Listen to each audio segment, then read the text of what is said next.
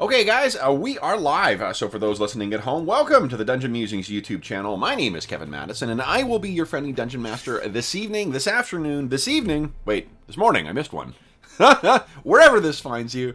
And today we are continuing on with our ongoing campaign playing Paizo Publishing's very cool Pathfinder 2nd Edition, set in Bruce Hurd's classic Principalities of Glantri setting. And with me today are the students, the class of the Flinders Conclave, the stars of this campaign. I'll go in the order I got you guys on the screen here from left to right. First up is Brandon. Hi, I'm Brandon. I'm playing Juan Juliano, and let's go rescue that peasant. And next up is Bodo. Hello, my name is Bodo, and I play Keela, who's got lost last time, so I hope I can find her. And next up is Arlen. Hi, I'm Arlen. I'm playing Angus McLeish, the sort of wizard, sort of warrior. He really is a wizard. He doesn't look like it much, and he doesn't act like it much. Next up is John.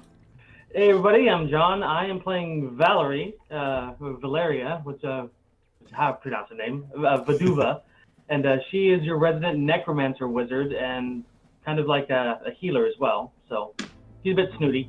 Nice. And next up is Colin, aka Spike Pit. Hi there, yeah, I'm playing Toragana, the Effengarian trickster. She's Nice. quite the character, very jovial, a bit of a joker. And the owner of a new flying broom, it seems, as well. Oh, yeah. That's right. Pilfered from... The Airborne. Yeah. Airborne. Yeah. And last but not least is Andrew. Hello, I'm playing Albrecht, the self-important aristocrat, and I suppose he'll go rescue somebody if he must. Nice. So, first thing here, guys, let's have everyone adjust your hero points, the green bar, down to 1. Everyone starts with 1, and has reduced those. Everybody gets a hero point to start with.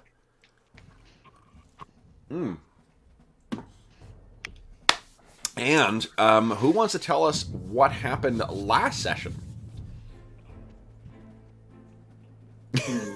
It was falling all over themselves. Too many games to remember at this Oh, point. I so can don't go. call on me. I can go. Yeah, go ahead. Many of those in particular. Okay, so we managed to we were going to engage in a hijink involving stealing a bull's head from a place called the Hacienda. The Hacienda. That's right. I thought it was the black bull. The bull is the Rojo Black Negro. King? That's what we call the actual the head we took, That, right? yeah. Okay. Oh, I thought that was the name of the. I thought, yeah, it was the Hacienda. That's right. Okay. So, however, we were very instructed and locked in by one of our instructors told us we were supposed to be in class, and I know what's up, but we managed to with the aid of Torgata, I believe, having a lingering magical connection with their broom, we managed to get out and leave some things behind to fool the anybody who would come and check on us. We made it to the Hacienda. There was a big festival going on at the Hacienda. It was usually there was an unusual crowd there. There was a lot of I want to say Barovians, but that's not what they're called. That is not far off. Yeah, Boldavians. Boldavians, yeah. Boldavians. Yeah, there's a whole bunch of Boldavians that seemed like they were not trying to make a lot of noise or trouble because we tried starting a fight with them for a distraction. They just were not having it, but we eventually managed to make that happen. We got the ball. We made it out with some people more conscious than others. And then but then as we left, we noticed that Keela had not returned once we got back. So. I believe we have a lifelong fan of the tavern brawling rules in the form of John now. It was good. I liked it. So yeah, and then that's where. So you guys had arrived back in. You met the conclave mentor last time as well, who was Emmett Descon, and this is what Emmett looked like. Yeah, he's an asshole. He's just Avaroin. It makes you think that. So We'll just call him Snape. Yes. It's funny because I'm intentionally trying to avoid just recreating it like Hogwarts. Yeah, I mean, the way that things were left was that the early hours of dawn were coming, and you guys had realized after you did split up a bit that Keela was missing. But we're gonna start with a cutscene.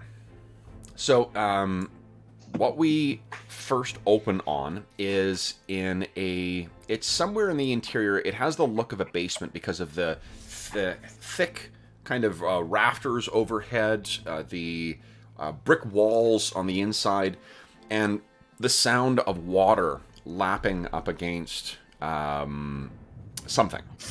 And what we can see in the middle of this room, there's a bunch of boxes that are stored in there. There are, which are like, big wooden crates. There's a level, like a fairly thick layer of dust in some of the floor, the gravel floor, and there are spider webs everywhere. And what we can see, finally stirring, hanging from a thick mat of spider webs on the wall, is Kila Irawan. I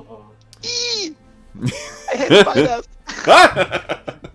So she kind of wakes up and looks around, and she is, if you think of like the cocooning that happened in Aliens, where that the people are sort of like encased right against, like full against the wall. She's not just stuck on the webs; she's completely encased. Keela, you wake up and you kind of look around, and you have no earthly idea how you got here. You can't move your arms. You can't move your legs. It feels like you've got like a clothing on that is maybe 2 sizes too tight. It's constraining you so effectively, and your eyes are kind of darting around, trying to take in anything. And unfortunately, apart from the boxes, and the floor itself, and then the rafters, you can't really see anything. But what you hear is plop, the sound of footprints or footfalls. Flap, flap. 6? Flap. No, only 2. Only 2. Okay, so 2-legged, not 6. 2-legged. Yeah. And what walks around the corner? From between these boxes, the rows of boxes, you seem to be stuffed almost in like a corner. It's only by virtue of your low light vision that you're really able to see as well too. It's so dark down here. There's only a single lantern that's or a continual light lantern that's kind of hanging from a wall nearby. And this person walks up and grabs the lantern and walks towards you. And from where the lantern is positioned, you really can't see their face. You can judge they're human-sized, but that's really it. And you hear this. Go ahead. I try to make a noise somehow. So. Yeah. Okay. So, and you hear this voice say, "You are awake, then." Good. I thought I might have killed you.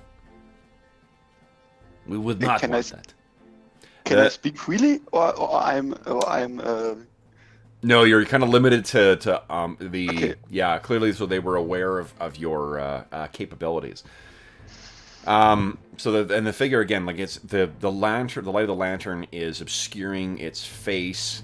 You can see it's dressed in kind of grubby pants and boots, and it has a smock on as well. And the voice says, "You are not injured then. No broken bones. Good. That means the meat is fresh." And you can feel a weird bit of tension, like there's like when you're lying in bed and you can feel like something hits your sheet, the transmission of the sensation through the sheet. That's what you're feeling through this web. And you kind of look, crane your head as best you can, and your eyes kind of go wild. and you can see that there are spiders beginning to make their way down the web towards you. My children, like their meat, fresh. And the lantern comes down, and what you see is this man who looks like he's probably in his late 50s, balding, like almost fully bald. He's got a big, thick mustache. He's got wiry kind of hair coming out of a big mole on his face. And he grins at you, and you recognize him, Keela. Actually, why don't you do this? Give me a perception check there, Keela. Whoa, yeah, you know exactly who this is. This is the guy who was behind the bar at the hacienda. So as the spiders begin to slowly crawl their way down across your face, we cut away back to the the lounge. So our students are all sitting around, kind of looking at each other, and you all realize that, you know, shit, you're back, but where's Keela? And you recall the words of, is it Etienne Descon? Yeah, Emmett Descon. Emmett Descon, that the actions of any one of you will reflect on the entire conclave. So, let's pick up with the last of you having arrived back in the area. It's dawned on you now that Keela is not back. What happens next? You said it's nearing dawn, right? Yes, and you were supposed to have classes starting at dawn. Ooh, nearing dawn. Yeah. So, let's see here. Albrecht, why don't you give me a society roll, please? Oh, and actually, Juan Juliano, you can give me society as well. I think you guys both have legacy, you know, entries here. Ooh, Albrecht, you are distracted by something. Okay. I just can't get over having lost a comrade. That's Yeah. I'm so Society. Oof. Okay, so the one of the ways you can set, so as a reminder, guys, one of the ways we set difficulties in this is, one is if it's contested, and the other way is if they're called simple DCs, and it's basically just based on, like, the level of training that you would have in your skill. Unfortunately, 15 is the bare minimum for trained in a skill. So both of those are kind of crappy rolls. Yeah. Does anyone want to roll, spend hero points or not? To reroll? Yeah. So, you're not sure. I mean, I think what this means is that none of you are really sure what the consequence is going to be here.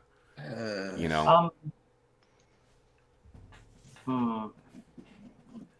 Would Valeria have any kind of knowledge she can throw at it?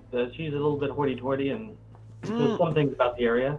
Yeah. Why don't you? Because I think we established that she's coming from a non-magic user family, right? Mm-hmm. Yeah. Does she strike you as the one who would put in all that extra work to learn everything? You know, to learn. Yeah. She wants to be the best, and you know. Sure. Yeah. Then absolutely, give me a society roll. Let's see if Valeria can tell us what. Oh man. Oh, she knows. Yeah. Yeah. Okay, so here's what I'm going to say. Hermione, jeez. Not only... Not Hermione. She's a lot darker than that. Not only does Valeria know precisely, like, okay, this is... Well, if we're not all there, we're all going to get, you know, have marks docked against us for this, too. With a roll that good, you actually would have gotten a crit, because you beat it by 10. So I think that you have a... I think that there is a loophole that you have also identified. So what do you guys think? And I'll throw this out to all of you guys. What do you think is the loophole in the, like, Galantrian Great School of Magic student manual that will avail you guys of some extra time to look for Keela? Oh, I was gonna just say, well, if none of us are there, none of us show. Yeah, surely that's just as bad, right? Yeah. If it's bad for any of us to be gone, then we could just none of us show up, and you know. Yeah. I was going to invoke the trapped by spiders clause. But I don't know that, of course. That'd be a bit too meta. Yeah. And you guys can. Juliana would like the idea that there's some sort of help, pro bono public interest helping the peasant clause that if the nobles did agree to help one of their less fortunate comrades, and maybe that would be acceptable. But that's like just what he would want. Okay. The not showing thing makes kind of some sense, or at least it'd be some reduced penalty or rescheduling class. Okay. Well, what if we combine extenuating circumstances? Extenuating Yeah. circumstances. Yeah. What if we combine those ideas? What if there is like, I mean, you are each coming from your own individual cultures. Can you think of a reason for why you would be, the entire, like if you're just leaving a note behind and excusing all of you guys for some reason? Well, I would be honor bound. I'd be honor bound not to leave a comrade in some sort of trouble. We've gone out, we've done something. Yeah. We've come back. Keeler's missing. I would not be able to face my tribe or my people having left someone behind. I think of all of you, the one whose culture is likely the most kind of exotic and unknown, and the one that would likely, give you enough of a bullshit excuse, even if you made up a made-up holiday, is probably the Ethangari culture that Toragana's from. Because they're traditionally, the Ethangari are effectively like, ersatz Mongols. And it's the Krondar principality is made up of all Ethangari. So it's just really unusual. They're typically not magic users in the normally anyway. So to have this weird combination of like magic using culture plus the Ethangari things, is there something you can think of, Toragana, to cover yourselves, so you cover your absence, so you don't take a grade penalty for it?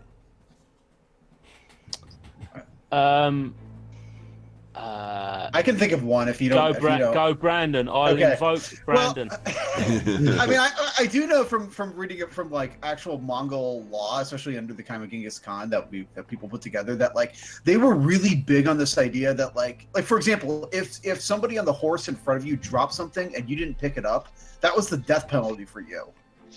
Like they were really big on this idea that you always assisted the person. Like you were very like honor bound, and not just honor bound. Your life depended on it. So yeah, I see the honor thing as being a big deal, and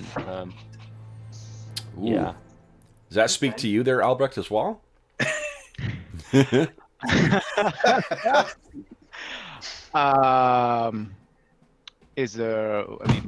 Have we put any thought towards simply suggesting that we woke up and our classmate was not here, and that we were awoken to some sort of kerfluffle in the early morning and saw them being spirited away, and we convince our instructors that this is in fact the case? I could be right. Considering that we've got this bad boy and Angus kind of taps the bull's head, somehow I don't think they're gonna buy that. That's true.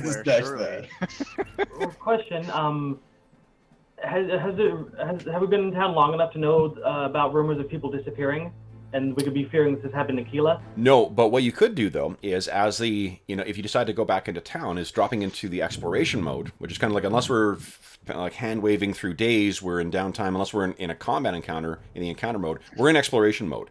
One of the things you can do in exploration mode is use diplomacy, or if you've got a feat to allow you to use different things to go and gather information.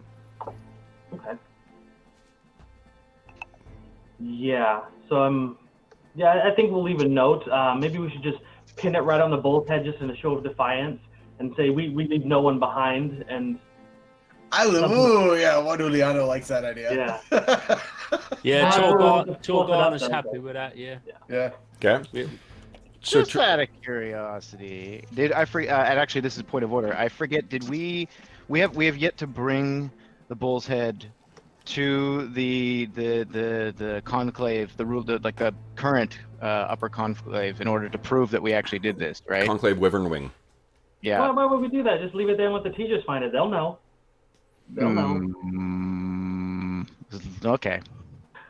It is, Was you- Glaustein's correct that it's or von Glaustein is correct that it's really More of an unofficial thing. yeah, it's more of an unofficial thing. If you leave it there, that's sort of, you know, this is the prank that everyone tries to get away with, and if you can't prove that they had it, then you know how can you punish your students for it? But if you leave it, yeah, if you leave it in your room, well, I was saying people will gossip, and that's fine. But if you leave it in your room for the teachers to find, rather than like leaving it on the doorstep of the other conclave, then it's pretty easy to figure out who's to blame here.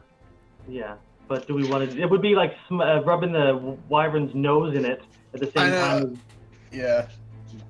Would it be impossible for us to bring it along and then just It's take big. a little side? It's big. Yeah. I don't know. Just Tie like, it to the room.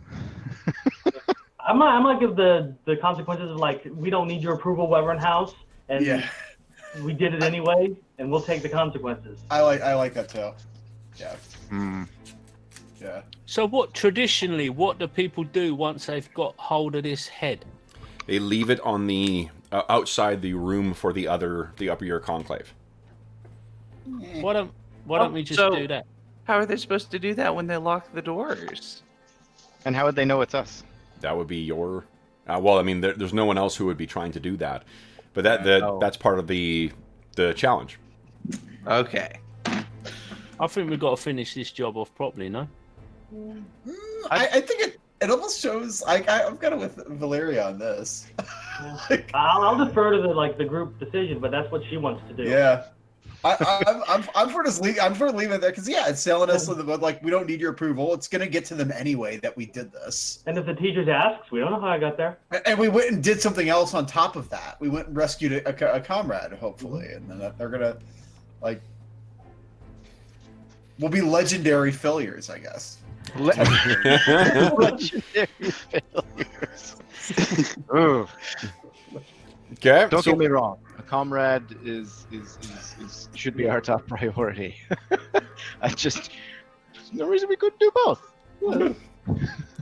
I mean, you know that they have their window open as well because that's where your broom came through. Oh. If really all you want to do is deliver it, there's really nothing stopping you from just throwing it through the window. Can I just not? I'll just fly up there and lob it through the window for the broom. Absolutely. I That'll like work. Yeah, sure. All make right, sure they fair know enough. who is throwing it. Yeah, we'll just stuff a note in the mouth of the bull or something, or Okay. attach a note. Suck on this, wyvern fucker. Flinders. Okay. Oh, that's most poetic. Yeah. English doesn't get to write the notes. We should probably leave a separate note on the door or something for the faculty for. Yes. Yeah. Okay. So Yeah, what are you we'll guys do that. leaving for the faculty then? Like, what's the plan here? You guys have all just slipped back in. It's still not quite dawn yet, so, and you still have those magical doppelgangers that are kind of going through the motions in the room as well. We should turn those off now if we're gonna leave a note, because they don't need to know it can do that. True. No. I'll say I'll speak loudly or not loudly, but I'll say aloud doppelganger. They all disappear. So for leave a note saying Keela has gone missing. We're out to search for her. Please excuse our absence. We'll be back as soon as possible. Do any of our characters speak French? Mais non. Don't think so. No one's from New Averon. Okay. I was gonna. Could some of us, because one of us maybe have the ability to speak bad French? Does anyone have comprehend languages as a spell? Yeah. Oh. I don't think so. No. No. I almost like it as a. Can I make a roll to see if I can have a if I have good enough French to write that badly? Sure. What are you trying to write? I want to write like basically the same note, and I want to do a French translation for Emmett, just on the assumption that he just can't understand us. Sure. Basically, as a kind of a side swipe to him. So, Gare, give us a Intelligence, maybe. no. I'll let you add a skill bonus to that. But let's see. Okay. I think it'll be. What's your lore? My lore is. Where is it? Where's lore? Lore will be right at the Very bottom of the bottom. character sheet. Bottom of the character sheet. The background always gives each character a lore. Oh, there we go. It's heraldry. Heraldry, yeah. So no, that's not going to help you so much. I think then society, likely Society. as well too. Yeah. Okay. Yeah, it's maybe not. So you've got it, and you're like, "Yep, that's French." He's like, how do you spell ball? The rest of them are looking down and like, "Are you sure that's right?" You're like, "Absolutely." Why would you doubt me? Okay, so you Okay. have you've written in. What does the note say again? Well, maybe just type it out in chat so we can see what the note says. Not in French, but Yeah.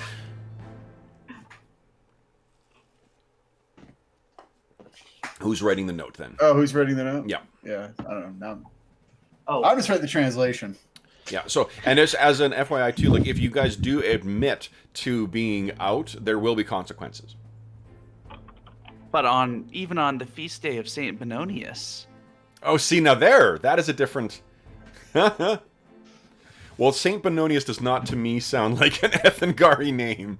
Oh, well, I was looking through Catholic Fucking saints, missionaries. so that's probably part of why. But surely we could find an Ethengarian name. Yep. Mongol name.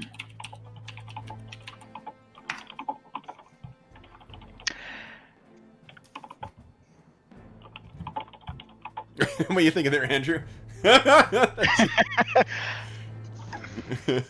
I might try. I'm gonna go off to the side, and I might write another letter. Okay. And when I've completed it, I'm gonna seal it, and I'm going to put on the envelope or the top of it or whatever. I'm gonna address it to my uncle. Okay. Eisenfaust. And yes, essentially, kind of admitting to what we had done, but speaking to having one of our comrades disappear mysteriously and feeling honor bound, and as he well knows, our family honor would never stand to allow something like this to go unanswered, and I need to do this, and I hate to put myself at his mercy for aid so soon in my tenure here at the school. But essentially asking what, if any, or asking for whatever influence he may have to affect the outcome here. It's all translated through a Christian lens. So what do you call Jesus? Well, see, I was thinking that because Angus is like a Scotsman, right? That Yep. he would know about like Saints' Days. So sure, surely yeah. there was a missionary. Maybe it is a Scots missionary among Toragana's people. Love it. Yep. Yeah. Yep. Love it. Okay. Okay. Okay, so then that all sounds good. We've got a note left for Professor Eisenfaust. We have... and I believe... Oh, you guys would not have had a chance to rest either. So everyone's still a little beaten up. Does anyone have medicine? I have some medicine. I believe but I'm as a level hell 1 with character, that. it's not a lot. Okay. So you guys, if you guys are trained in medicine... Oh, Albrecht is as well, too. If you guys are trained in medicine, you can try and... I mean, you've had certainly enough time to try and bind wounds. So does anyone want to do that? Sure. I'm trained in medicine and nature, and I have that feat natural medicine, so I can do both. Okay. Yeah, I will. Am I trained? Toragana looks like she needs some help. Okay. Here's for Toragana. Boom. Nice. Okay, so Torgana, you heal 2d8 hit points. And I can go over to Juan Okay. Oh, and try the same. gracias. One shy. Well, there we go. That's Yeah. So he binds your I wounds. don't have much luck with my medicine. I'm a healer. It's a great running bit, though. He kind of like puts some bandages on his head, and he's like, "You'll be fine." I have a question. The effort is appreciated. Since he used medicine and he failed, could I use nature in? No, Right because off the like bat? once he's been the subject to treat wounds, he can't be for another hour. Okay. I Oh. was thinking this is a different skill. No, it's because it's for. Well, let me check the phrasing. I mean, I think that it's the fact that it's the action. It doesn't matter whether it is what skill's being used. It's the fact that it's the treat wounds action has been used on it. But let me see. Yeah, it is a treat wounds. Is that the way it works?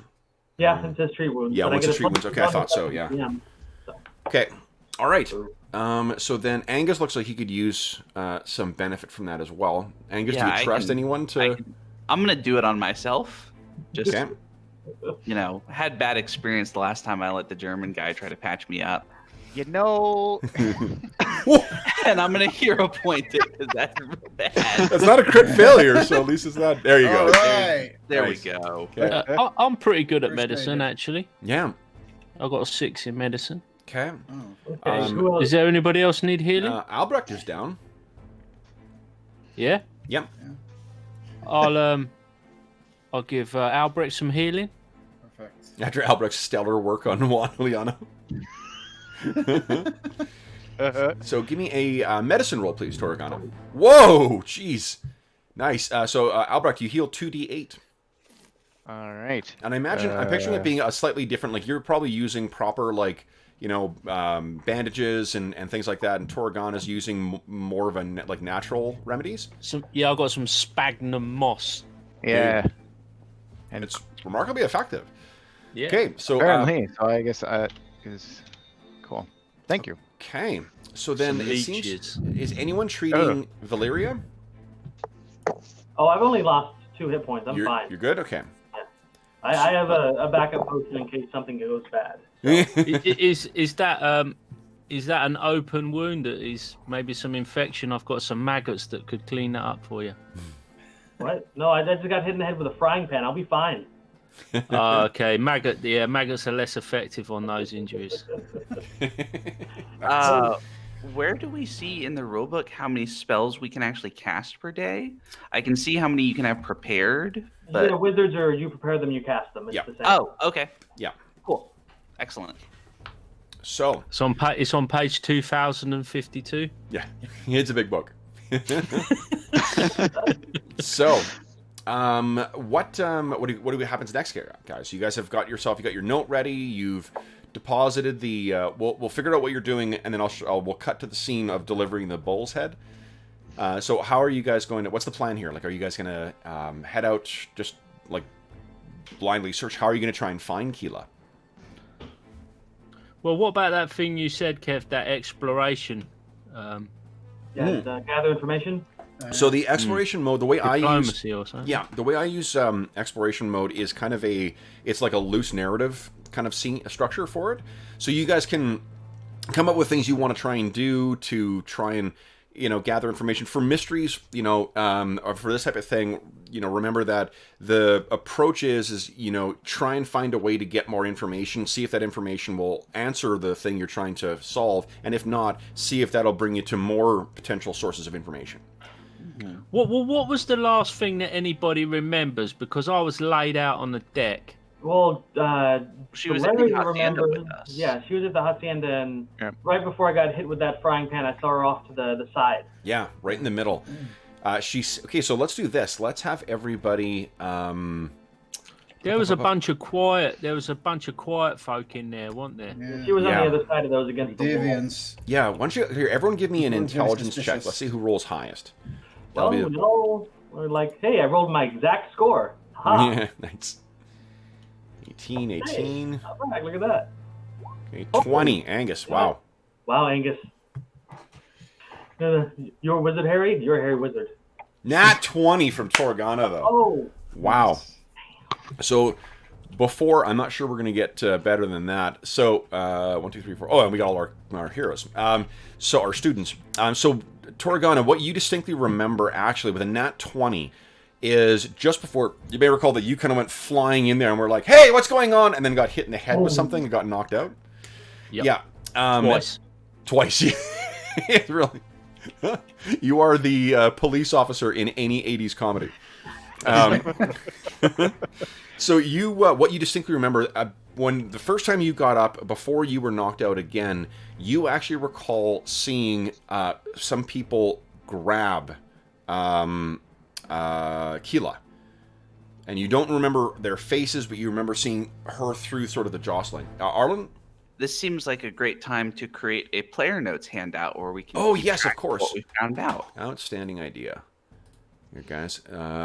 Sean, from my Star Trek campaign, had this great idea where we just create a character notes tab. Or character notes handout. And then you guys can all just share comments. You can all add it in there. Boom. There you go, guys. And yeah, there we go.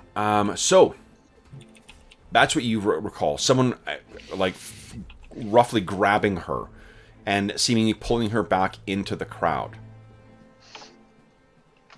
And whilst I don't remember specific details about their appearance, I think, you know, yes, I mean, it's a crit success, so let's... You also can tell it was... You remember how the bar seemed to be divided into, like, Boldavians on one side, and then the... what do you call it? Like, the revelers on the other? Mm. It was definitely Boldavians. Yeah, they were acting a little bit funny, if I recall. Who was talking to the Boldavians? Was it Brant? Juan? Yes, they were... They were not... They looked like they were on a mission of some kind. They didn't want to get involved in our escapades. They respond to our provocations. I think something, yes. It's also strange, too. You remember as well, Juan Juliano, that, just as a reminder, that the Hacienda has been run by a Balcadese elf for hundreds of years. Yeah, that was the other thing about it. It's very strange. I don't know where he was that night. Come to think about it, maybe we should look for him. That'd be a good lead. Well, after stealing his bullhead, he might grow suspicious. But he's a little probably more of a has a little more notoriety than a random woods elf. I think ask around. we should go to the bar for sure. I distinctly remember them grabbing Keela, so that seems like where we should start our investigations, find out more about these characters. Okay. They lack honor. Okay.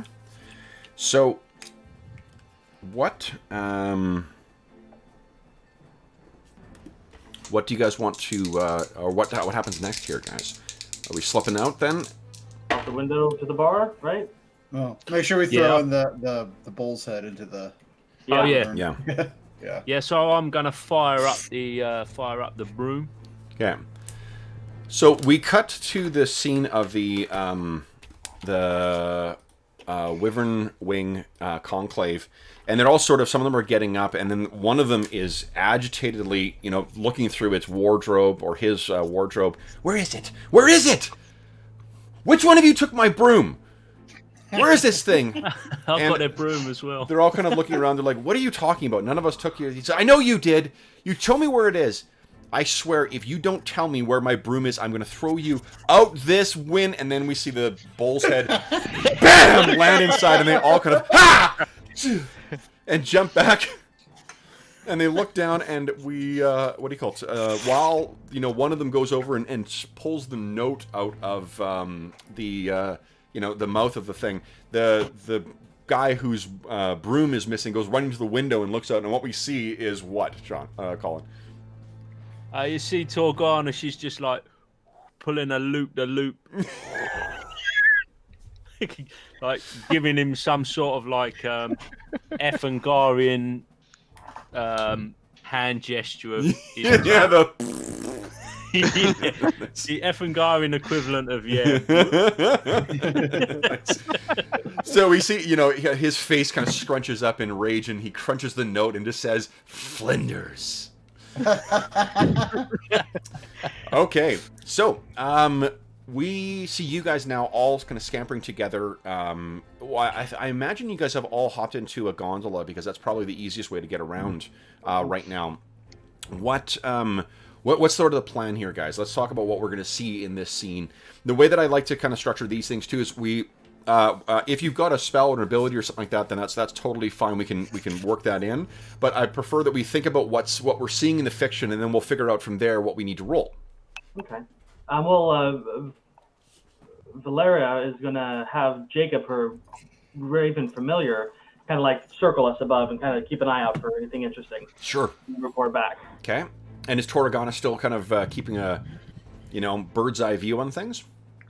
I mean, if people want me to do that, I'll do that. Oh yeah, the Raven can talk to Toragana if he sees anything. So, in some ways, it almost mirrors her kind of her cavalry kind of roots of being on horseback out on the plains. Yeah. This is maybe the next best thing, floating about on a broom. Mm-hmm.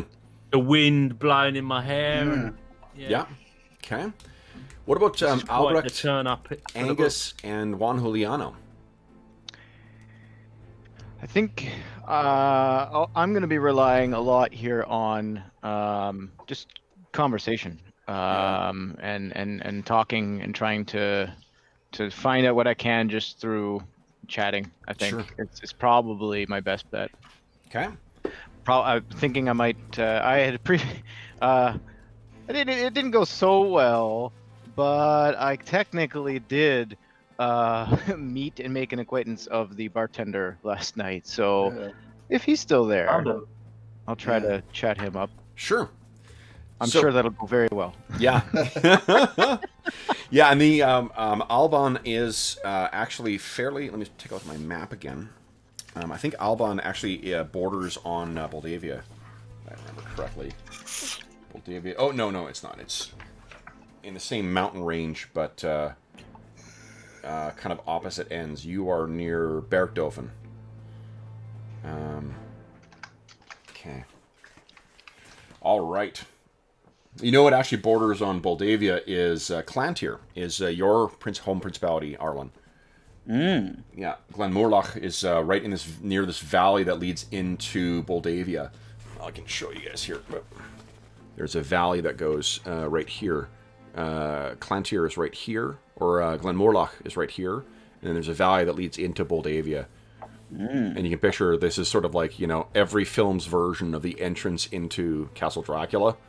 Or Mordor. Or Mordor, yeah, it's not quite that dark. That would be a little further south into the lands of Thar, where the orcs live. Yeah. It's that winding, craggy road through the Carpathian Mountains, isn't it? Exactly, yeah. Oh, and we're going to do at some point as well, this, because, I'm hoping this campaign will keep going. We're going to do a crossover with Carl's Orcs of Thar campaign. Oh, good. Yes. I got a hobgoblin from Yalarum in that campaign. Nice! That's awesome. Yeah, it's like he's a merchant. He rides about on a camel. Okay, cool. So, then, what do we do this? Well, you guys are heading out. What's your first sort of point of call here? It's the morning after Carnival. People are beginning to stir. There's drunks who are lying in the streets. Their heads kind of hanging out into the canals. There's debris that's hanging around in the canals themselves. That kind of like city workers are going by, and or maybe actually this is Glantri. So I think what's happening is you've got mages that work for the city who are going by and directing like some kind of water mephit or minor water elemental that's going around and collecting. You can see eddies are going around and collecting up this trash into one big heap. They've got a wand that they're using to kind of direct these things. Is the first port of call going to be the hacienda? Or are you planning? Because what you can do too is like we can kind of hand wave it and just call it like a montage, and just we'll make some rolls, and then that will tell us how successful you are in talking to some of the people. Each of you is from a a distinct culture from one of the principalities, and there are kind of like neighborhoods that would be or regions or communities of each of those things here as well. Some bigger than others. I think going back to the scene of the crime makes a lot of sense. Okay. Yeah. And then if we want to maybe, if we do want to like explore our so-called cultural elements in the city for anything else, I mean, I might suggest, in the interest of, getting to the point at which Bodo can do something and not have to watch us, maybe then we could like hasten through that part. Maybe I don't know. Mm-hmm. Okay. So, why don't we do this? Let's move over to the, what do you call it, to the Hacienda map again? And I think if we direct our questioning towards what was going on with that quiet group, The Moldavians? the Moldavians. Yeah. Okay. So, Keela, I'm going to put... Like Founder. Yeah. I don't know what you're talking about, Kev. This job was easy. And nobody died. Well, Nobody died. well I do think what- the other thing I want to check when we get there, I think we should just check that she's not somewhere simple like down in the basement of the tavern of the Hacienda as well. Okay. True. I mean, they- for all we know at this point. Oh no, you did see her, right? Right. Yeah, I saw her get grabbed by the Yeah. Moldavians, but man, she could be in a back room or Okay. dragged into the cellar, maybe not gone far at all. So as you guys walk in, there are a bunch of Moldavians. Let me duplicate some things we here. were wearing masks when we were in here last, right? You We were. were. And some of you were wearing illusory disguises as well. Some of us were. At least one of us, at least. Yeah. I wasn't even here. Oh, all I saw was the fuzz. Okay. I believe you got out those immortal words. What's all this then? Before being rendered unconscious. Yep. The Met you are not. What was the name of the guy who owned this place? That was the establishment. The original owner? The original owner. Yeah. Original owner, whose name, I was trying to find my notes and I can't find it. Give me 1 second here. His name was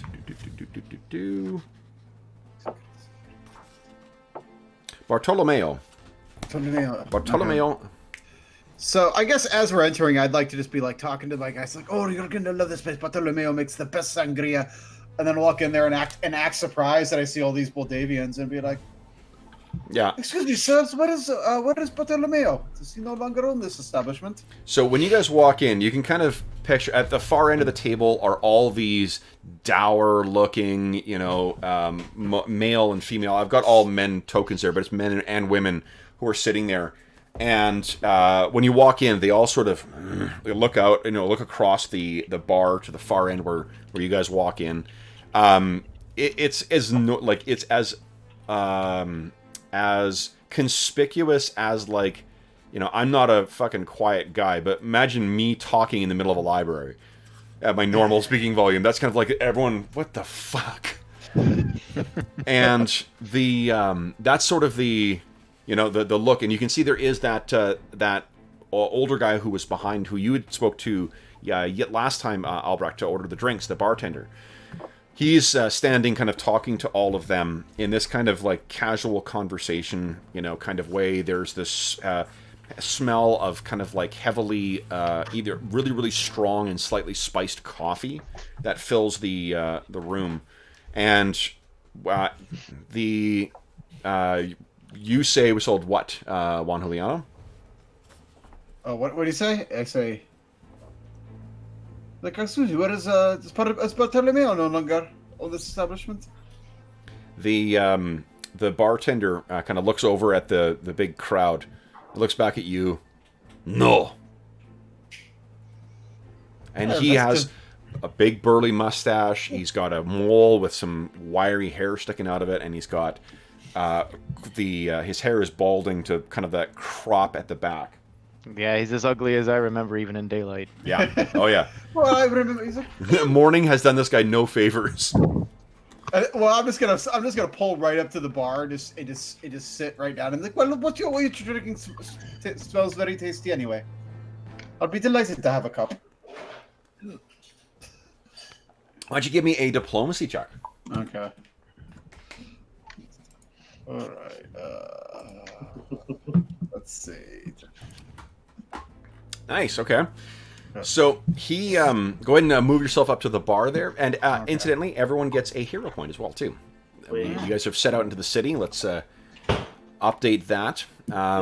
So Claire's gonna move over to the group of Moldavians and see if she can join in, because those are kind of her people. okay. I will join Juan at the bar. Okay. Talk to my good old friend.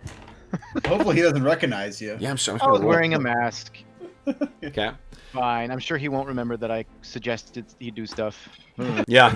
Or charmed him, or one of the two. And the Albion accent as well too is quite okay. What about Torgana and Angus? Where are you heading? I think I'm gonna go to the bar, but I'm gonna be looking this direction because I am gonna try to see if I can sense any kind of like weird cult stuff going on. Okay. Who was it who made that success last night as well? Someone saw something in that hooded figure, and I don't remember who it was. Was that Albrecht or was that Valeria? I'm wanting to say Valeria was very perceptive that last time, but I can't remember 100%. Yes, I can't remember. It was Might one of have you been two. Valeria. Just from where you guys were positioned, I thought it might have been Valeria. Someone succeeded. You were looking over at them, and you saw that there was the light reflected, and you saw that bizarre, as if there were multiple eyes within. Eyes. Oh yeah. Yeah, Valeria saw that. Valeria I saw remember that. now. Okay. She just shrugged it off because, it was too weird. For sure, yeah. And So I was just going to say, I'm following up Valeria. I've got a bit of a frown on my face, Okay. and I'm doing a bad job of concealing my sort of resentment Sure. about him Okay. taking my friend. Yeah. So let's we'll start with the boys, I guess. So Juan Juliano gets over to you. You ask for the drink, and the bartender kind of stares at you. His eyes are kind of that like watery, quality that comes with age. And he turns and makes his way over. He pours you a mug, a small little. I'm picturing it being served in kind of like a small espresso type thing. Pours that, comes over, and then he roughly puts it down in front of you. Okay, I'm gonna take a sip of it, a generous sip of it. And do I? Is it good? I mean, it's probably not what you would would request. It's very strong, and it's got a strong hint of some kind of spice in it. Depends if your character is a adventurous sort, then you might find this an interesting exotic flavor. If he's more parochial, then he may, if he's more of a stuck in his ways, then he may find this to be like, oh, this is so. Ugh. The Belkady's elf would never want this. Oh, I'm impressed, and I try to show my most effusive appreciation of this beverage as I'm Okay. drinking it. So you sip it and kind of like, Lots of raised eyebrows.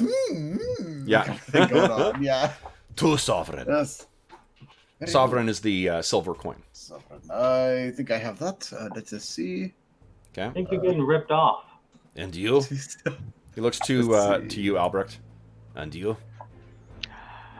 I believe I'll have this. Oh, wow, that was. British of you. Yeah. I will try this as well. Okay. He Let's see. sighs, walks over, makes another, puts it down in front of you. To sovereign. I'm not seeing Okay. what we have.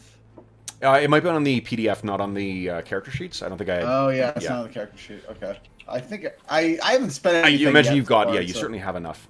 Yeah. Okay. Okay. So, do you have... Is there any... Like, do you guys want to interact with this guy at all, or were you just trying to... Yes. With Sky, how did you So how long have you been at this establishment? Long. Long. All right. Is the work? You have the you get a lot of interesting clientele here.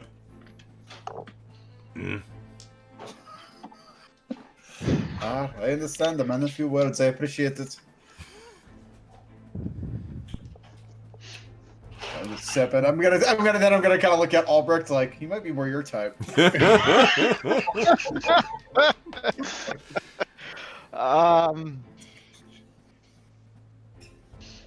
Is this kind of hooliganery a common experience here? I am not accustomed to such libations and loud groups of very colorful people everywhere. There was lots of noise and commotion last night. I could not sleep very well. What manner of celebrations is this? And Give me a diplomacy check. I'll give you a +1 to that too, because that definitely is speaking his language. sorry, did you say diplomacy? Yes, diplomacy, please. Okay. Nice, 18. So he kind of, takes his, narrows his eyes as if he's taking, his measure of you, and he says, "Yes, once a year this happens. I thought so. Such noise. And always trouble." And he gestures up at this wall, and there is a bare spot where the, you can tell where the Rojo Negro was. Oh, what kind of trouble? Thieves. Dirty thieves. He kind of looks at you, Juan Juliano, and does a bit of an up and down.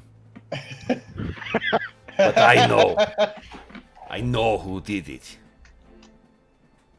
And Hopefully they get their just desserts. Oh, they will. They will. And his little, hairy mole's kind of twitching with... oh, Moly. well, tell me then, what occurred here last night? What happened to this? What was stolen? Who are these thieves? What has happened? He kind of waves his hand. He says, "It will be dealt with." Give me a diplomacy check. I think you're going to have to push him a little further if you're going to be able to get him to loosen up. Trying to build him up to the point of asking about missing people. Okay, yeah. So Albrecht, you're remarkably, you've got a good rapport with this guy, it seams. So he looks and he says, he must find me very charming. Yeah. He sort of he looks he sort of looks up at the thing again and he says, students from that school no come in. I knew that they would come. We tried to stop them, but stolen fools, pampered, laced fools. I think I understand. All of these young people, they have this always with this sense of entitlement, this sense of being owed everything, but never having to show any sort of responsibility for it, never having to earn the place, and they don't know the place. Cease. And he kind of looks around. These mages. Such pompous groups. Well, we will see. This will be the last year. My first year with this place. This will be the last year they do this. And there's a definite implication of the sinister in his comment. You can pick up on that. Well, certainly sounds like you are a man not to be trifled with. No. I like a strong sort of determination. Lets me know what kind of a person with whom I am dealing. You are Albanese. Yeah. I like your people. Much more than those perfumed elves. And he looks at you, Juan Juliano. Or those skirt-wearing fools from Glantri. And he's definitely... do you turn it around at all, Angus, or you ignore that? I'm gonna wink at him. Yeah. I'm gonna... Okay, given that, what he just said, and giving some sense of like, okay, the cultural tensions and perhaps racial tensions and such, do I know how close, in terms of diplomacy, in terms of political allegiances or just cultural exchanges, how close are the Albans to the Moldavians? Moldavians? Yeah, do we get along? No, you don't not get along. The Moldavians have a more dour. Honestly, the way that they present the Albanese in the source book is that the Albanese are kind of like ersatz Germans, and the Moldavians are kind of ersatz Eastern Europeans. So you can see that there are some cultural similarities. There are some differences, obviously, but very okay. So yeah. my Prussian ass is going to be very. Yeah. So I'm gonna kind of, as he says this, I'm gonna look to both Juan and Angus. And as I turn around to Angus, hoping that the guy can't see me, I'll kind of give him a bit of a wink as well. I'm going to straighten up my good, military kind of styled outfit. Yep. Yeah, indeed, these peoples of well, there's civilized societies, and then there are the rabble. Not unlike, say, and then I'm gonna make sure he sees me, but I'm gonna give a deliberately like stink face over to the Moldovians. Seems like you are overwhelmed with people of less than distinguished senses of culture and sophistication.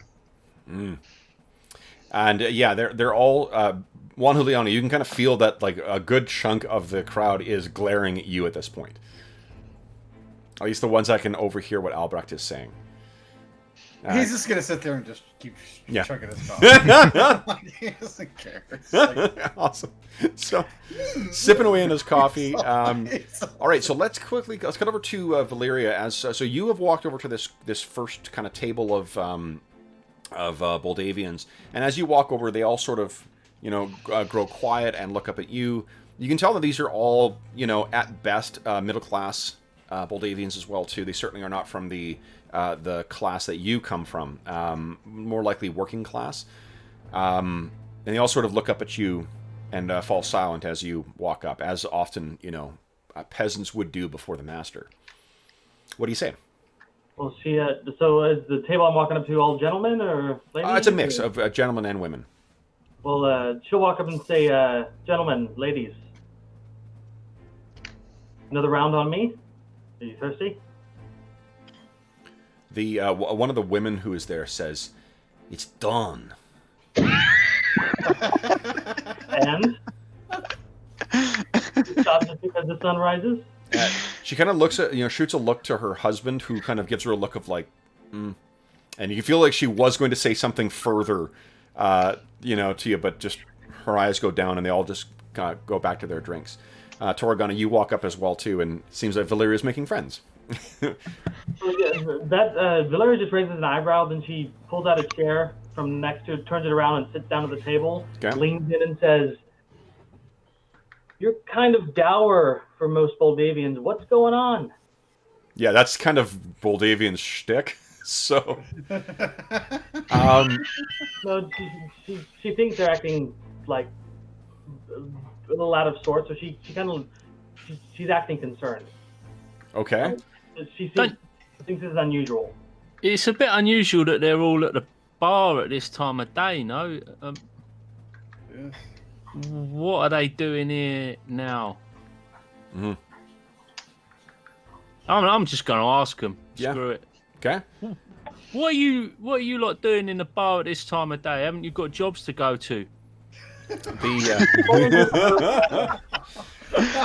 the You don't have a life. I'm gonna whisper to the bartender. the woman who spoke to what do you call it? Who spoke to Valeria? She looks up at you, Torgana, and just like she's probably in her like late 40s. She's got like a babushka on, and she just shoots you this withering look and just says, "Don't you?"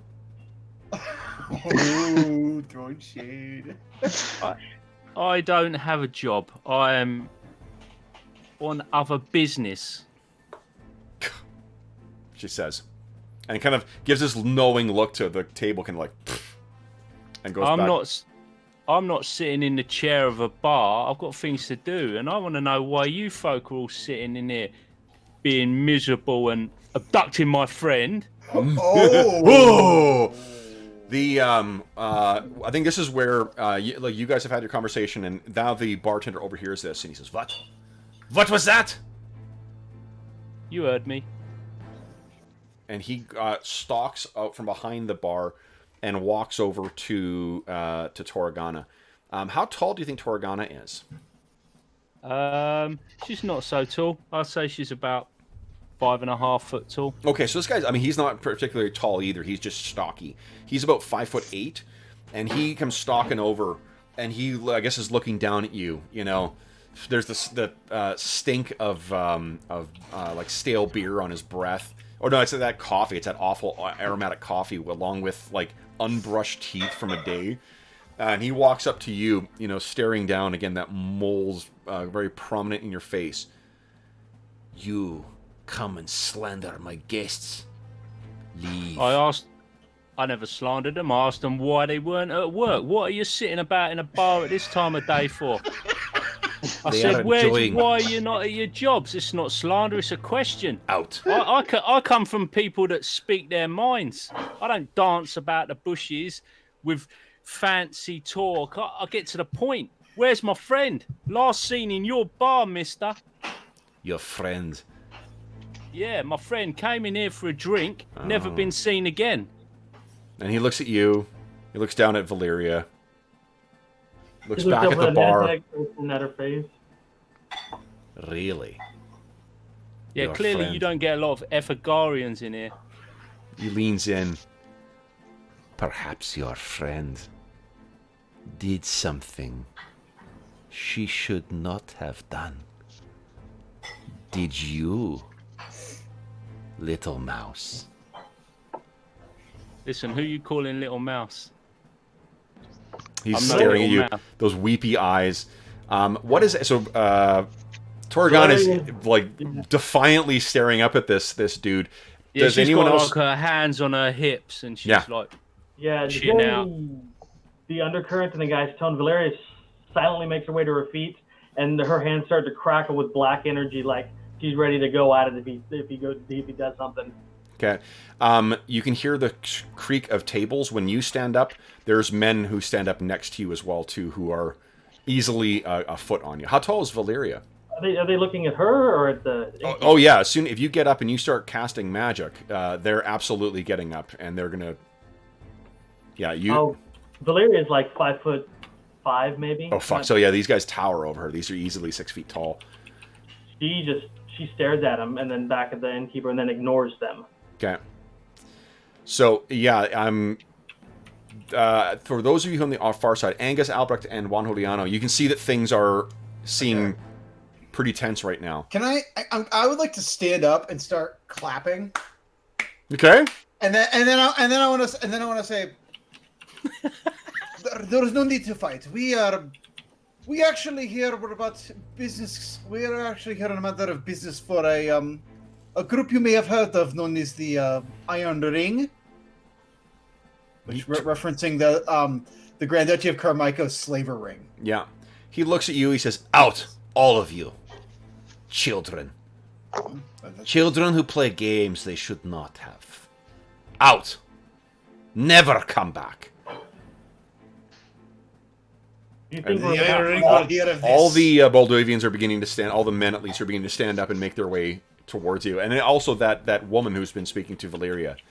She says, "Go, little girl. Go. Run home, princess." Oh, this is pushing the boundaries of Valeria's good alignment. She doesn't take kindly to threats. What are you guys going to do? So, contextually, like, if you guys do... This is... You've got no reason to do anything here, at least, you know, your characters don't. If you guys kick off, you guys will, like... it is medieval-style justice here, so even your position of privilege may prevent you from having an arm cut off or something like that, but that's not... or being hung. But, yeah. What are you guys doing? Do one of those. I'm gonna pull a Homer Simpson just backing into the bushes. Like, yeah, you inferiors out. Valeria look at the barkeep and she'll say as she starts to back towards the door, "We'll leave, but if we find out you had anything to do with her disappearance, you will not sleep well for the rest of your life, which will be short." He grins at you. If.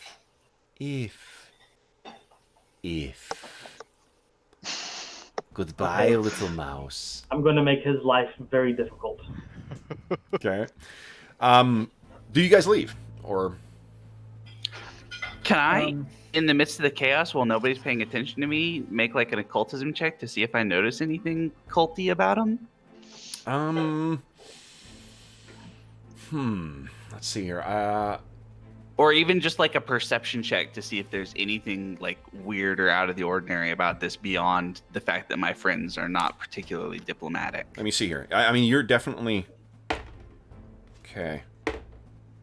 You know what you see is you're sort of like, I think... I'm picturing you being kind of, you know, it's the like Max joke from, what do you call it? It's Always Sunny, where he's like, I'm surveying the scene. You know, so you've been on the edge. You're doing the bouncer thing, keeping an eye on everything, and you see that one of the and you're not sure that you actually saw this, but you see one of the men at the back kind of does like that, but instead of a tongue, it looks like there's a mandible that comes out and then goes back into his mouth. And you kind of like see that for a second, and then when he opens his mouth again, kind of, it's back to a human face. But that's enough of what you see, and you get, I think you get the impression, yeah, I mean that these are all moving in a predatory kind of way.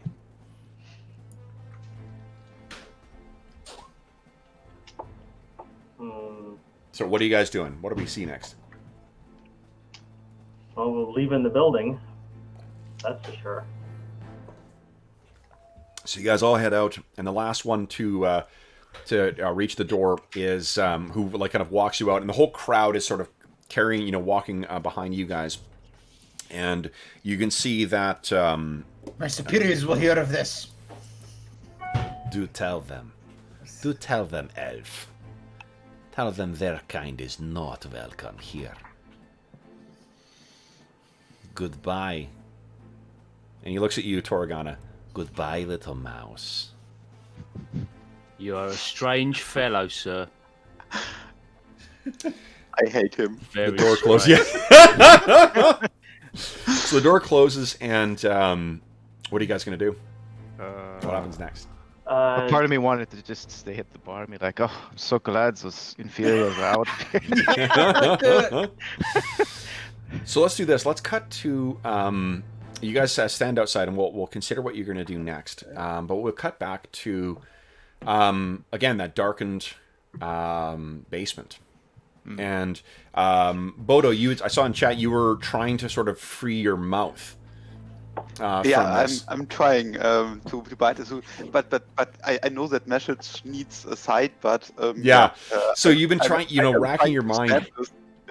I love it. So you've been thinking of trying to get, any kind of way of getting a message off. Does Keela have a familiar? I can't remember. No, I know. Oh, there no. was earlier. Shoot. Okay, because I remember some of you guys have familiars, but some do not. Me and Juan, I believe. Kev, when I was in the bar, can I have just like banged my foot on the floor to sound if like there was a hollow? Whether I could determine whether there Yeah, was of a course. basement. Yeah, let's see just... here. What's your perception bonus? Now you're asking.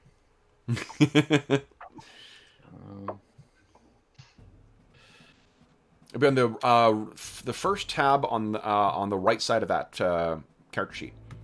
Yeah, I'm in Near where the spells. initiative is, because it's not part of the skills. Righty. What's the name of that bartender? You guys never asked. Okay, well, bartender. Okay. Plans or plotting. Perception. Six Plus in six, the okay. circle, yeah. Okay, so yeah, I think as you're walking, like dunk, dunk, dunk, dunk. I mean, it's heavy, wood on here too, but you think there would be a basement, yeah.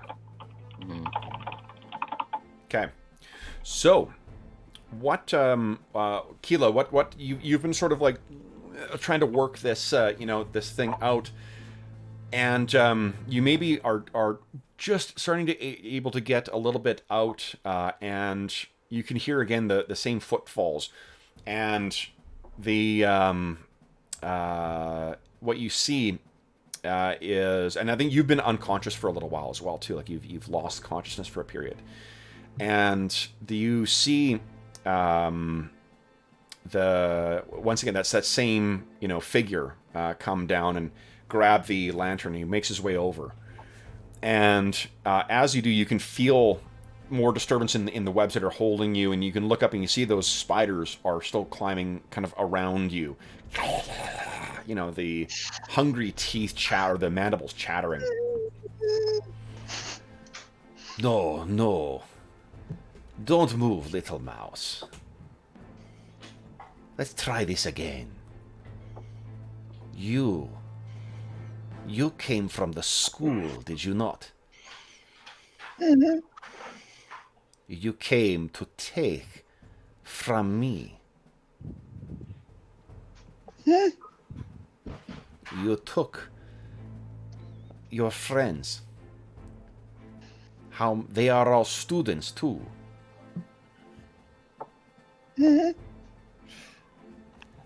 Now, you will tell me who they are. But if you scream, little girl, and you can see the spiders are beginning to go down. If you scream, things will not go well for you. My children will eat, and you can hear, and you can see his face begins to sort of change.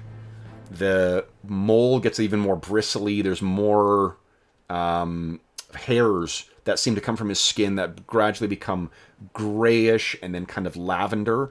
And from inside his mouth, these horrible mandibles come out. Nope. His eyes become multi-segmented. And I will eat you. And his hand comes up, which is now a chitin-covered claw, and he begins to run it across your face. And we will cut for our mid-session break now. Okay, so we'll take 5 minutes, guys. Spiders. Hit Why does it the. always have to be spiders? We'll be back and see what our heroes do, our students do next.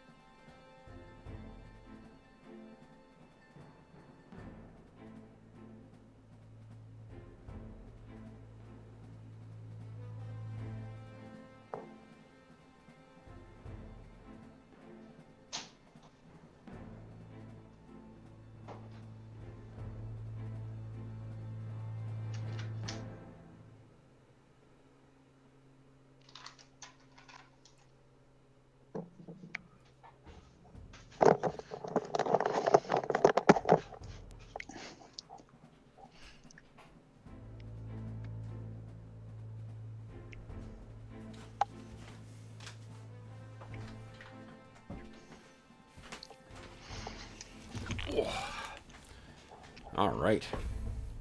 Kev, you've got access to the character folio thing, right? Move characters between games. Yep. Could you put Angus or a renamed version of him into the Barrowmaze game? Because I'm thinking, yeah. Because we have a lot of fighters now, and I originally made a fighter as a backup character, but maybe a wizard would be fun. Of course, yeah. Sort of wizard I like to play. Yeah, absolutely. Yeah. Excellent. Let me. I'll do that today, actually. Excellent. Okay.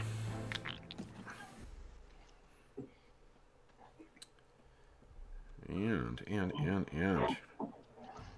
Oh.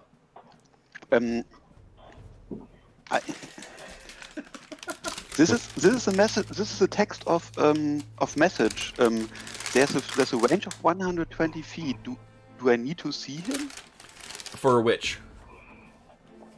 For the message spell, I pasted the text in the. Oh, let me see here. Let's take a look at message. While we're on our break, It's not here. really clear said that you need to. You mouth words quietly. It sounds like you don't need to. Target is one creature within 120 feet. I think it's implied that you need to see them. Okay, good. Let's see here.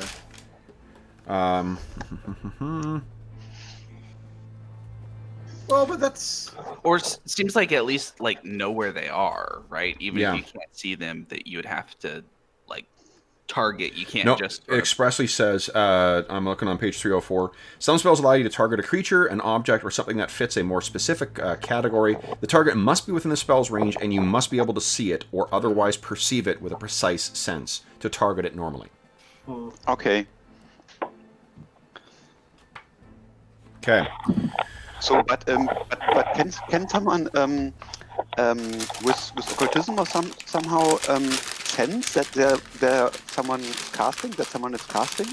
No, that's No. a little too metagamey. You probably have to have like detect magic up at the same exact time. So. So I'll stop eating. With Keela, Keela's scene, we cut now back to you guys standing outside. It is early morning outside of the hacienda. You guys have been ejected by the proprietor, that hirsute Boldavian. What is the next plan, guys? Well, I hope you guys have got an idea, because I'm not letting that fool speak to me like that.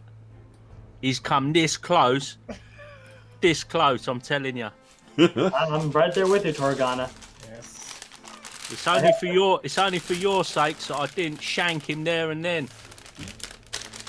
Maybe you should have. He's going to pay for his insolence. You got that right. Well, We could. Did anybody see anything interesting in there? Any cellar doors? He's clearly abducted our friend, and I bet they're in the basement. I bet they've not even left the premises. How would they have bundled her off without us noticing? She's in there, I'm telling you. They got a back room or a basement. I know there's a basement. Possibly. Let's see if my friend can possibly have a look around, and I'd like to use my familiar to see if he can scout away, and if there's any way to get into the building. Sure. Yeah. So that actually gives us a good opportunity to talk about animal companions and familiars, because it's a really good resource for all of you guys for your respective skill classes, and I believe that you can, as long as they're within 120 feet of you, you can actually share senses with them. Okay. I think that is the ability for a familiar, if I recall. So let's take a look here. Familiar. Where are you? They're after the animal companions. 217. Familiars are mystically bonded creatures tied to your magic. Most were originally things.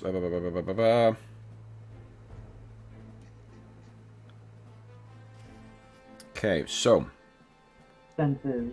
Communicate empathetically within a mile, share emotions. doesn't understand or speak languages. Oh, you know what? Again, I'm confusing it with fucking 5e. Yeah. I'm running 5e for my son on Saturday nights, and he's got a familiar. Okay, so yeah, you cannot. Let's see here. Lifelink, spell delivery, familiar focus.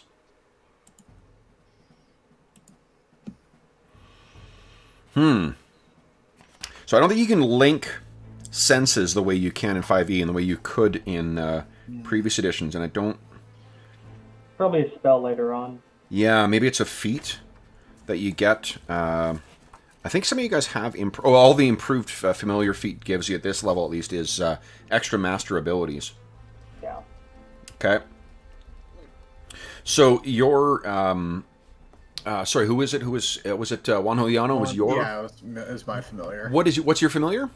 It was a cat. Bless you. I'm trying to see. I'm kind of find where I had that though. I'm not sure it's on the. It's in the PDF for sure. I'm not sure it's on the. I'm looking for it. And I think Valeria, you got Jeremy, right? Yeah, Jacob. Jacob. A raven. You know, I thought it's Jeremy. Jeremy's the name of the crow from Secret of Nim. Yeah. Yeah. Yeah, I gave my familiar the flight and the speech abilities, so Okay. I have to pick flight because. Yeah, I have a familiar. Where I'm trying to find where it said cat. I think I was still, Should be second level of the PDF. I swear Like an inventory, because mine's on companions under gear. Yeah, mine says familiar, and then it doesn't say much of anything else. I don't Okay. know where I got the idea that it was a cat, but I think you're right. I think it is a cat. yeah. Let me. I had a name too, if I recall. Like, You do, yeah. I don't know what happened to Let it. me go to. Actually, I can just pull it up in Hero Lab. Give me 2 seconds here. Yeah. So these guys are in Hero Lab Online. Okay, here we go. And let's see here. Go into Glantri. Or are you Juan Juliano? Yes.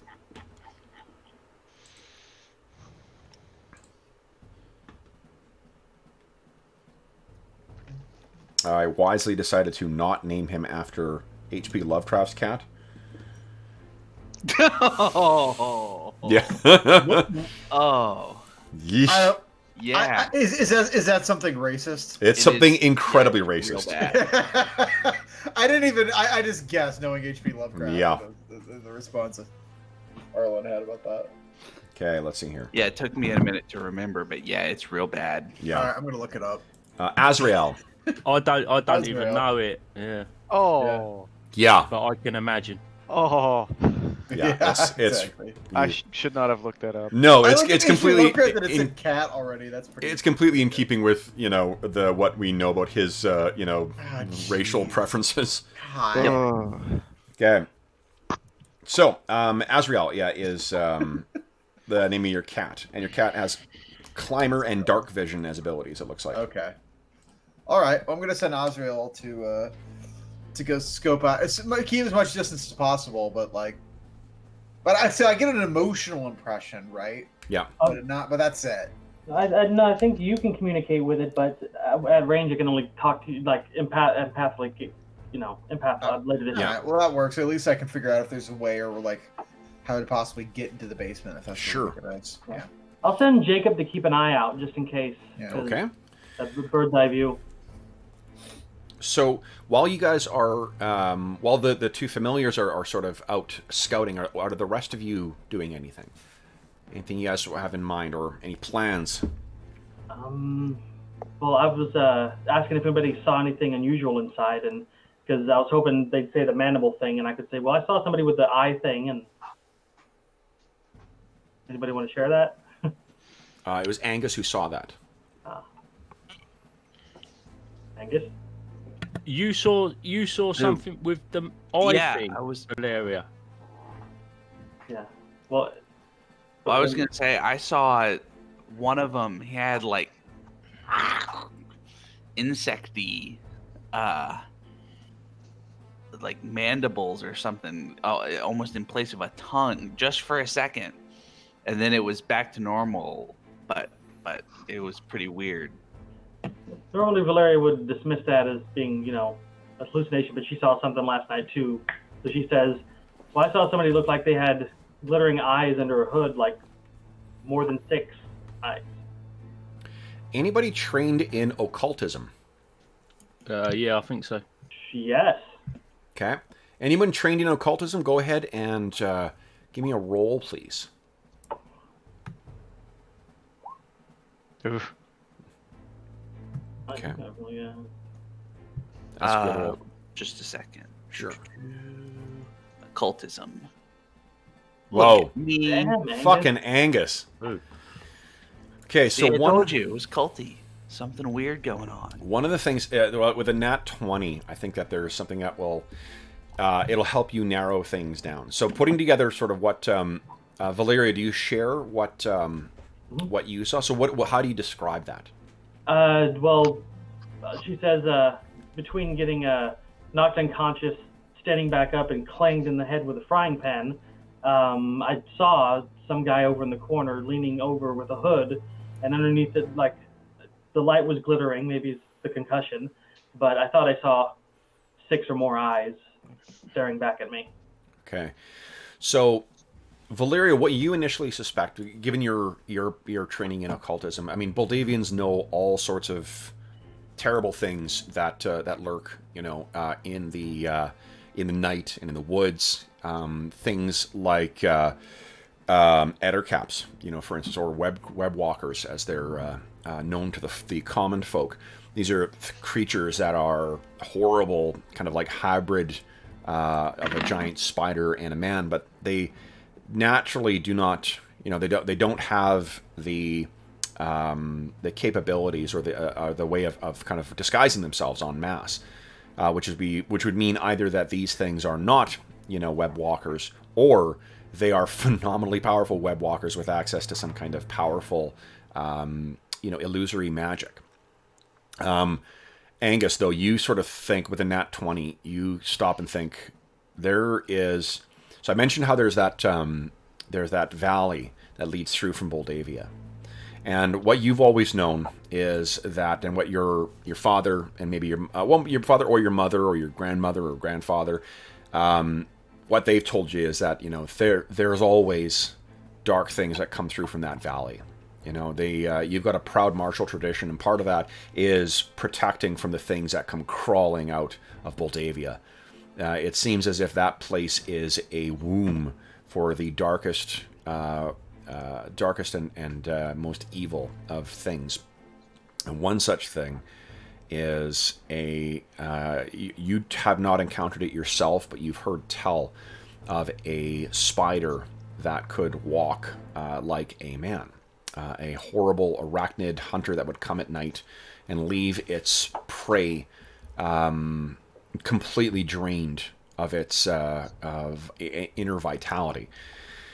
And what the gist was that at the end of that hunt, at the end of that whole ordeal, and this is going back probably to your great-grandfather's time, what was found, it was actually one of the clansmen had been infected with you know that there is a moon curse that can be passed by bite, a horrible magical thing that can be transferred often with large feral creatures, wolves, bears, things like that, boars even.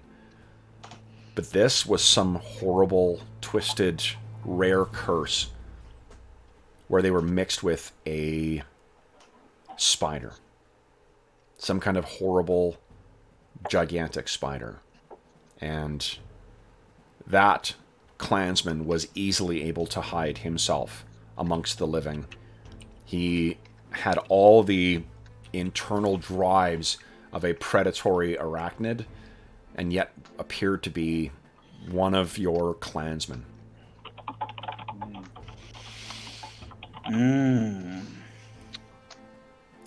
Albrecht, So, would you kind of give me a society roll too, please? Sure. Just because you... Whoa! So having said this, because you guys may not be familiar, may not be aware of this, but the von Gausteins have a long and storied tradition of monster hunting.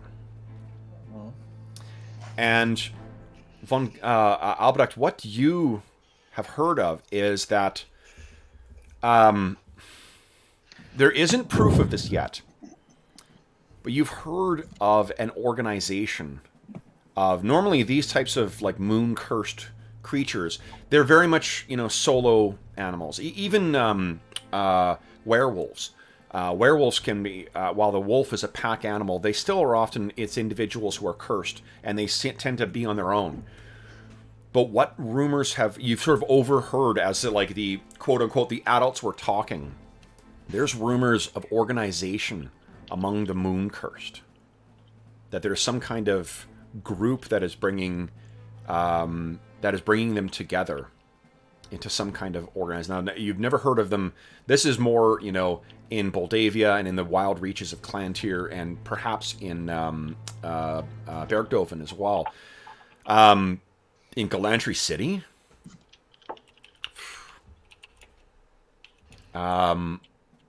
just from piecing together that there are multiple things that may be, like there may just be one among the Moldavians who is infested by this, but this just strikes you hearing what Angus had to say about that time he encountered that spider. Why would these things risk going into a city where they could easily, more easily be disturbed? So that's the information you guys have. I'll turn it over to you guys just to roleplay how your characters are responding to this info dump. How does Angus present this information anyway?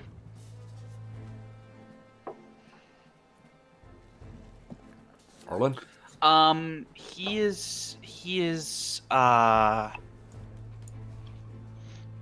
sort of a teller of tales, and so he is enjoying the kind of campfire story element of the horrors to kind of mess with his new buddies a little bit.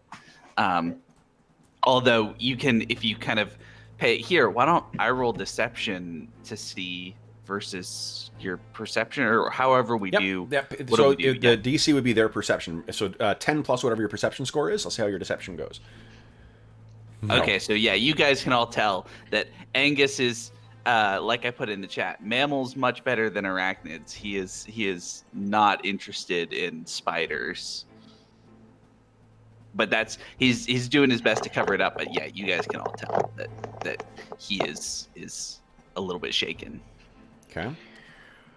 As he tells the story, at some point, well, Albrecht is I'm gonna become very, very quiet, and kind of like staring off at a particular point, not looking at him directly necessarily. And the rest of you will just kind of at some point in that story hear Albrecht just go, "Scheiße."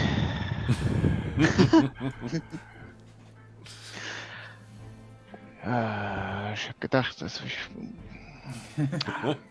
Oh, I thought I would be able to leave this behind, but of course it would follow me. I believe him, and I don't understand why they would be here, but I think this is a very likely possibility. I should probably speak with my uncle at some point. And I'll kind of just my family. We have this background. We have this trade, I guess you would call it. We are not exactly unfamiliar with the things that go bump in the night, to put it one way. But this is a part of my family's traditions that I had thought to leave behind, something I am not particularly interested in pursuing, but I guess that fate has other ideas in mind. Well, this is going to be a dangerous one. What should we do? So what I'm hearing is Valeria, Angus, Albrecht, you're telling me that that's a nest of spiders in there. Where spiders? I'm saying it is possible. I'm quite convinced. And Well, all I can say is it's a good job they've taken Keela, otherwise I would just set fire to this place right now. That's what you do with spiders' nests. You set fire to them, watch them burn. Okay. We will...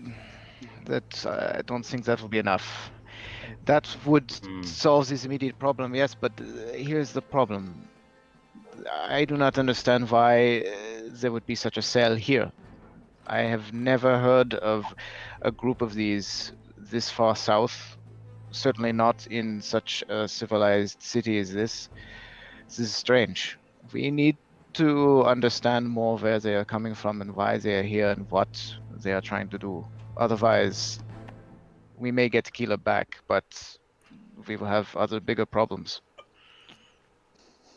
But we need to get Keela back, screw the problems. Well, of course we need to get her back. That is not a question. Get Keela back and then worry about the problems tomorrow. It's a Well, and real... I don't know how much you were paying attention to what the barkeep was saying, but it kind of sounds like they're planning problems for all the wizards, not just Keela. For us, at least. Or us, at least. But Yeah. but he seemed to have a thing for wizards in general. He's got it in for us. he means us much harm. I say we kill him now. I think it's because wizards can discover them and throw off their ruse, and they're the biggest danger to them. So, Would you guys give me a... Actually, you know what? With your roll from before, Albrecht, I'll let you have this information. So there actually has been, several hundred years ago, there was a lycanthropic plague that afflicted here, where it just it spread like crazy, and the Van Gausteins were one of the major families responsible for kind of putting that to the end. So, given the infectious nature and the danger of lycanthropic things, like people use zombies as kind of like the scary, they bite you and you turn into a zombie. Like, imagine you turned into a incredibly combat effective zombie that was immune to normal attacks and things like that. Like, that's how fucking dangerous the spread of lycanthropy can be. Yeah, Morgana, you do not understand the things you are playing with here. This is not the time for impulsive action. Action, yes. What are you calling impulsive? I don't know. You were about to break some skulls in there earlier, but we need some precaution. We need some thought, some tact. I think I've been very reserved up to this point. If this is you reserved, I fear what unshackled is. Okay. Weapons have not been drawn. That's reserved. She's pacing back and forth. This little Ethangari woman, you know, kind of gripping red her, face. her broom angrily. Has Osriel found anything yet? Yeah, so I said let's cut to that, and I want to transition to a different. The politics of my homeland are way more simple than this. Okay.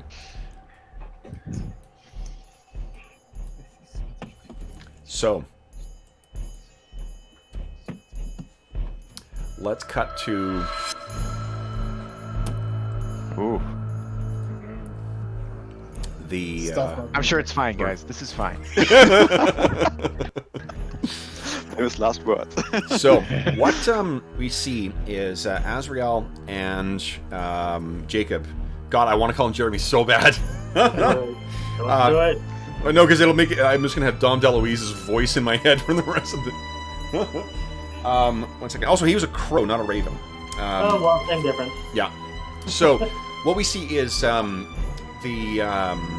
Azrael kind of climbs along the side of this, and there the back of the hacienda actually backs onto the canals, but it is a little raised up. It's a little higher than the rest, so there is a low, arched, kind of like the canal equivalent of an alleyway that leads down underneath the building.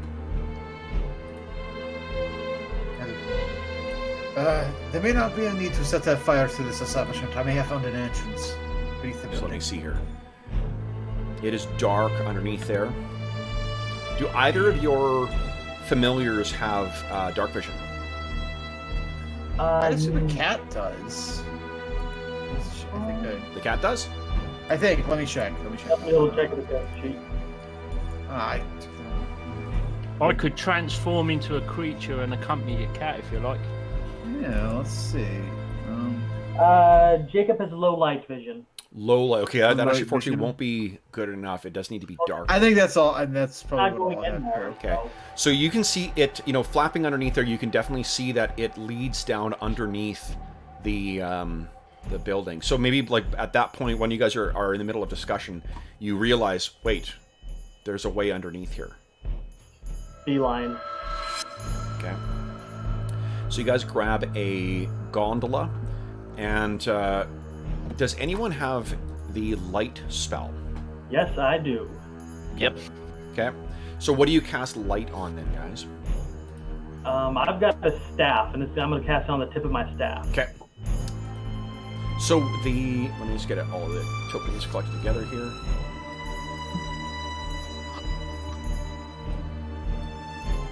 Fuck, this is a Jonathan's great doing his track. Gandalf.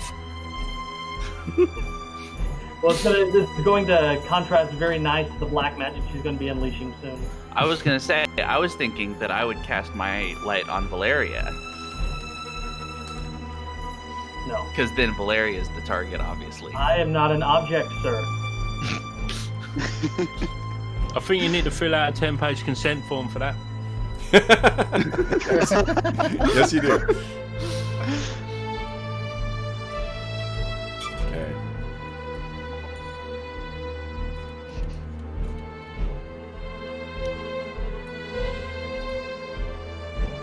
So, Valeria actually has a sun rod, and she'll hand it to somebody if they want to use it as a backup. Okay. So remind me again, who is Valeria's casting light? Yes. I'm just going to add the light to your token. What's the radius of light? Is it 30 feet? Right? Light is bright light in a 20-foot radius and dim light for the next 20 feet. Great, okay. Oh, they got no pity on 5e players. Had to change the radius of the light. No. I was saying to the guys earlier this week, like, I'm currently running Ash and 5e and Pathfinder 2. So when I was going through the list of spells that Jaden could pick for his character, I'm like, okay, so this one does this. I'm like, wait, hold on, does it do that in this edition? Or is it a different one? So there's a bunch that are just tweaked enough so you can't rely on what it actually does. Yeah, man. You wish they'd all just get together and sort out Yeah. torches, lanterns. Yeah. And Angus, you were casting it on what? I'm gonna cast mine kind of similarly, just on the tip of my sword, which Okay. I'm going to have out. Yeah. That sounds excellent. I love when people drop shit into the water. So that is... Okay. There we go. So I'm just setting up the lighting for you guys. Let me get your characters over there. Also, let's just give a quick shout out for Kevin MacLeod for his fucking great music. Holy shit. Nice, Kevin. I feel like Kevin MacLeod's like the only person who does music. Only Seems person who does open source, I think, stuff. Yeah. Yeah, he crops up all the time. It's because it's free stuff, right? So everyone, Yep. Kevin MacLeod and Compotech. It was probably like just, I mean, obviously he doesn't make money from the free stuff, but it's probably a good way, like, since he's kind of cornered the market on the free stuff, to get his name out there everywhere, right? Everybody knows about it. Yeah. But does he sell music? I don't know if I he have no sells music idea. or not. Nor the idea. Yeah. But Maybe he just does it in his free time. boy, I mean, insanely prolific as well too. I If you know. could look at Yeah. So much out there. It's just... Okay, so guys, you all pile into your gondola, and then turn up to the point where that yawning, almost mouth-like opening leads you underneath, and you have to kind of duck as you're getting into there as well too. So you're those of you who are particularly tall, you can feel this wet, you know, kind of stone-worked arch leads into this small, short kind of canal. And you see up ahead, there is a small dock.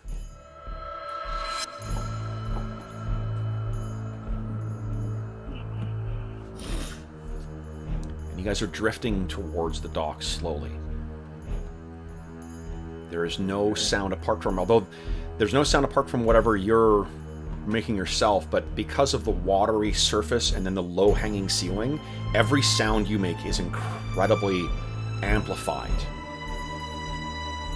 So silently, you guys drift towards the dock.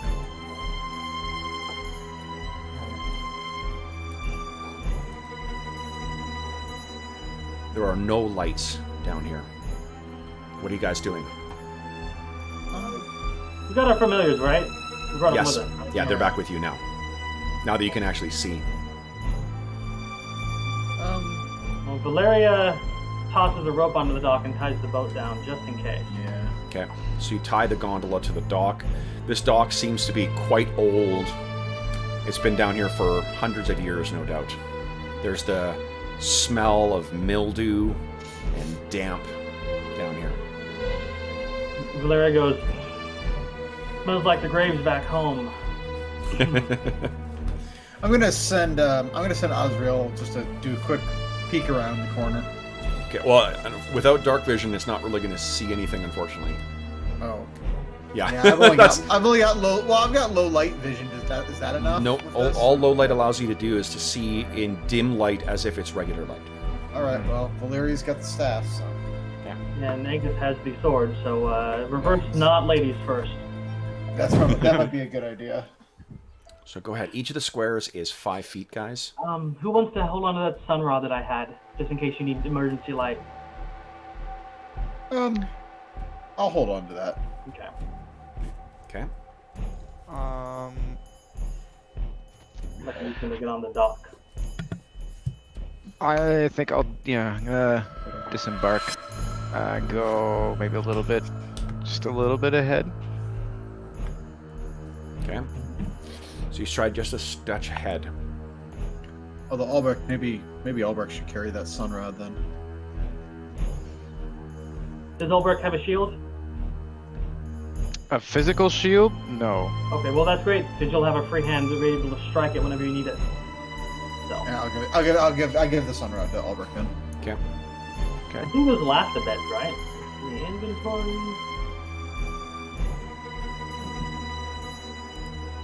Yeah, 6 hours. So yeah. you want to activate the sun rod, Albrecht? Well, it's worth the money, so use it if you need to. But Don't know that I want to draw that much attention before knowing. Well, damn it! I'm also not gonna know what the heck's coming unless I do. I love know why dynamic either. lighting so much. might as well do it, man. I'm if liking you're a this a mon- lot more than 5e, where like none of my players do not have dark visions. It's like, well, I can't do anything in the dark because it's not going to make a difference. Yeah. So I like this. So Jacob is going to be sitting on Valeria's left shoulder, and because he has low light vision, he can see out further. So he's going to keep an eye out for anything. Okay. It's his role right now. Okay. Would there be a way that I could actually, if I were to activate it, if I were to wrap a cloak or something, cup it somehow, could I like create a mechanism or way in which to kind of create a beam that is limited and doesn't explode and open up a huge light for the whole area, like essentially making a flashlight? Yeah. So the way I picture the sun rod is that it's an alchemical reaction that's causing the light. So I do picture it having some heat. And I just figure like it would travel down the length, so you know about how much long it has left. Yeah. But are you trained in craft, Albrecht? I am. Let me see. Is it not like Crafting, I is do it just have not a points in glow crafting. stick? Is it just like a glow stick? Like we No, have. not a sun rod. No. The ones that last forever probably would be, but Yeah. So with if you're not Albrecht, Valeria, maybe you've had that conversation, or you're having that conversation now. we could. I have points in it, but I don't. Like you said, train before is you have to have 15. Or... No. Train is if you've got if it's ticked off to be T trained. Like in PF2, it's you're either not trained or you're trained or expert or master. I have. Oh, I'm untrained. Yeah. Yeah, Untrained. Valeria is though. Okay, so Valeria, let's why don't you give me a craft check? It's gonna be kind of tricky to sort of kludge this together, at the last second here. But let's see. You look at him and go, "Really? Is this necessary?" Yeah. Fine. Okay, so that's equal to a master thing. I'll allow it to last for let's say an hour, and then you would have to re-kludge together whatever you've put together. Like she'll take one of her empty vials that she's gonna have a potion in. She'll like crack the end of it and then dip it in some ink, and then fill it along the end of the thing until it reaches a point. Yeah. And once it burns past it, it won't work anymore. Awesome. Okay. Both you guys get a hero point. That's some good teamwork and good planning. Let me give you some light here, Albrecht. Coolio. This catches on. It's all mine. Thank you. Okay. I'll be sure to share some of the proceeds. So, that's what you see, guys. It appears as if from where you're standing, Albrecht, you look off to your right. It appears that the corridor continues on in that direction. To your left, it continues as well. And then there are stairs, rough-hewn stairs, that lead down. Straight ahead. Steps is really a more accurate way of describing that, because it is only... I think, if I go here... Yep. And then maybe, obviously I can't see too far down the corridor, which is now to the right here, but if I peek around the corner down the steps... You peek around the corner down there. What there is it's an old and apparently unused area. Supported those so here, can you see those in the dim light? You see those columns right here, the squares? Those are massive stone columns holding up the ceiling. Easily 5 feet wide. It appears that these steps I think these steps have just deteriorated to the point where they're near rubble. This is a very, very old area. But hewn, not hewn or natural? Hewn. Okay. At one point, yeah.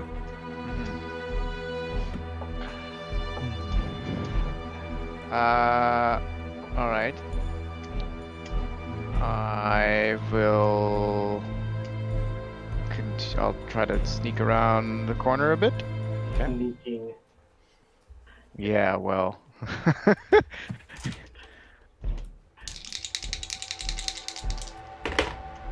I saw him grin. Okay. He's You peek always around the grinning. corner? Pay no heed. It's actually a question, Kev. With now that we've established the background, just so I'm doing this accurately, like how, because we're kind of playing this that Albrecht is kind of wanting to avoid the family trade, family business, so to speak. So I guess my question to you is, to what extent do you think he would have gone through in this kind of family, like if we think of like the Van Helsings or something like this, or the Beaumonts or whatever. Presumably, this is something they'd be like indoctrinated with early on in life. They wouldn't be given much of a choice. This is what we all do, so you're going to have to be some form of training or whatever. And then at some point, he would have been like, "Screw this! I'm a grown man. I'm going to go off and do something else."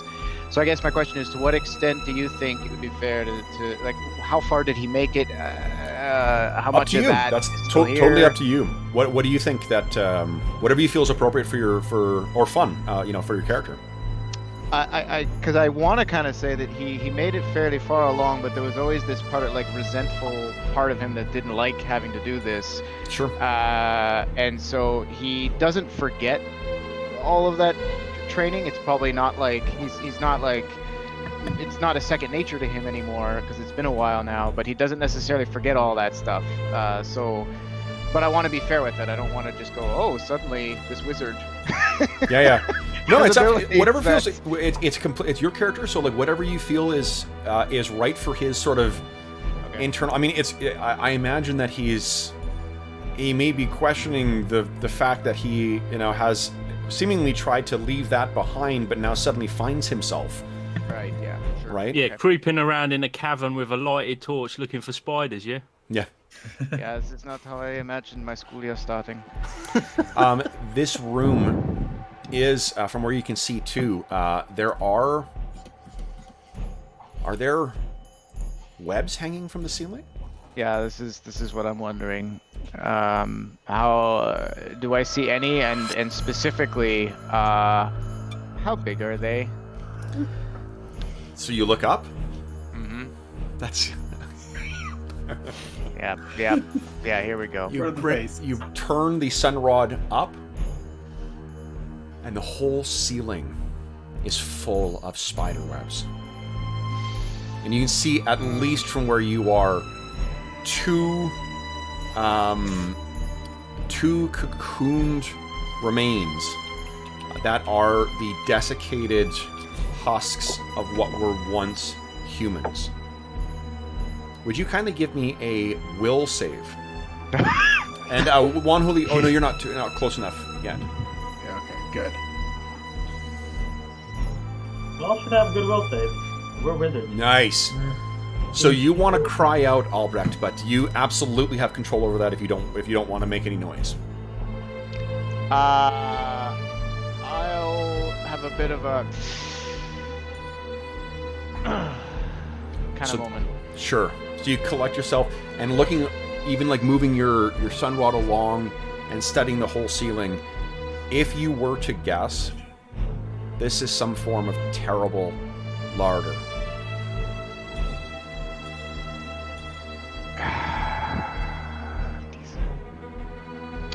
Das ist alles verrückt. All right. So Albrecht has been standing there studying this for a little bit. What is everyone else doing? Is everyone kind of waiting for him to? I know what I kind of want to do, but I'm just gonna let it. I'm gonna be actually demonstrate some good sense for once. You guys can hear a constant coming from Valeria's foot as she's tapping the ground, and then she's flickering fire in her free hand back and forth, just itching to move forward, but Okay. she doesn't want to actually go for it. Okay. What about Angus and Torgana? Angus, Go on. Torgon, no, you go first. Torgana's just looking at Valeria with her eyebrows up, like as if to say, "Are we going in? What are we?" Gloria gestures to Albrecht and then to Angus and shrugs. Let the men lead. So Angus is gonna stride forward and say, "Come on, man, can it be that bad?" And then he screams Angus, would you kindly he give me a calling will men? save? Nice! Yeah, so what is his reaction? He's still not a fan of spiders, but he's keeping his cool. Okay.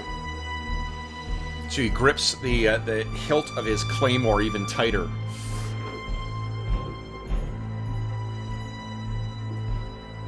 So you guys... What do you think, Albrecht? Onward? I think, yeah, this is unpleasant, but we don't have much of a choice. Okay. Did Albrecht explain to us his monster hunting traditions, or was that just sort I of? think he mentioned it in the history, right? When he told us about the thing. Right? Yeah, I think like back when we first, when Angus told the story of the lycanthropes, I kind of went into a little bit of it. I wouldn't have given the whole like family tree and background of everything, but I essentially confirmed this is the trade. This is what we do. Yeah. I know some things about this, but I also made it clear that I abandoned that a few years ago, and it's not like I actively Evidently. practice Evidently, yeah. this. So I'd like to kind of motion everybody to follow me and then walk over and inspect the pillar. Okay. I'll follow behind and get Because I'm the trying to light for figure him. out kind of like basically what I want to do is kind of figure out like, is this older than the structure on top? Is it new? What's up with, is this like a lair infested that has existed for a long time? Just kind of, what's up with this building? Okay. What's your lore? My lore is warfare. Yeah, I'm not sure you'd have any frame of reference for... Could I use crafting? Because like crafting is different from like architecture or... Okay. Well, you can tell... No, that's fine. Yeah, as a lay person without any knowledge in it, you know it's old. But Yeah. as for... But like, there's no... not these things are very... established It's a very, like, functional pillar. There's no carvings or markings or whatever else on this thing. This is not some, like, lost obelisk from some, forgotten civilization. This is structural things. I mean, I think that you would recognize this as being indistinguishable from any other basement in a similar type building. Okay. But you are under here. You can feel the weight of, and the slight... with a slight breeze that comes in from the waterway, the webs above you are the ones that like have had loose tendrils and threads coming down. They're kind of drifting back and forth. How do cantrips work, Kev? Cantrips you can use as often as you like. It's just that they're just like spells. They have a manipulate trait, which means they attract reactions, and the number of components will tell you how many actions it takes you to cast them. Mm-hmm. So if it's got like somatic and material, then it's 2 actions to cast it, and so on. Yeah. Okay, cool. Would everyone kindly make a... let's see here. Not Valeria, but Angus... Albrecht, Torgana, and Juan Juliano, would you kindly give me perception checks? Is something in the dim light? In the dim light, yeah. Jacob probably wouldn't see it, would he? No, okay, remember, like, Oh, that's right. That's yeah, right. like, you don't have 2 characters, you have something else you can direct, so... Oh, natural 20. Nat 20, okay, so I know who does that, unless someone else rolls a nat 20.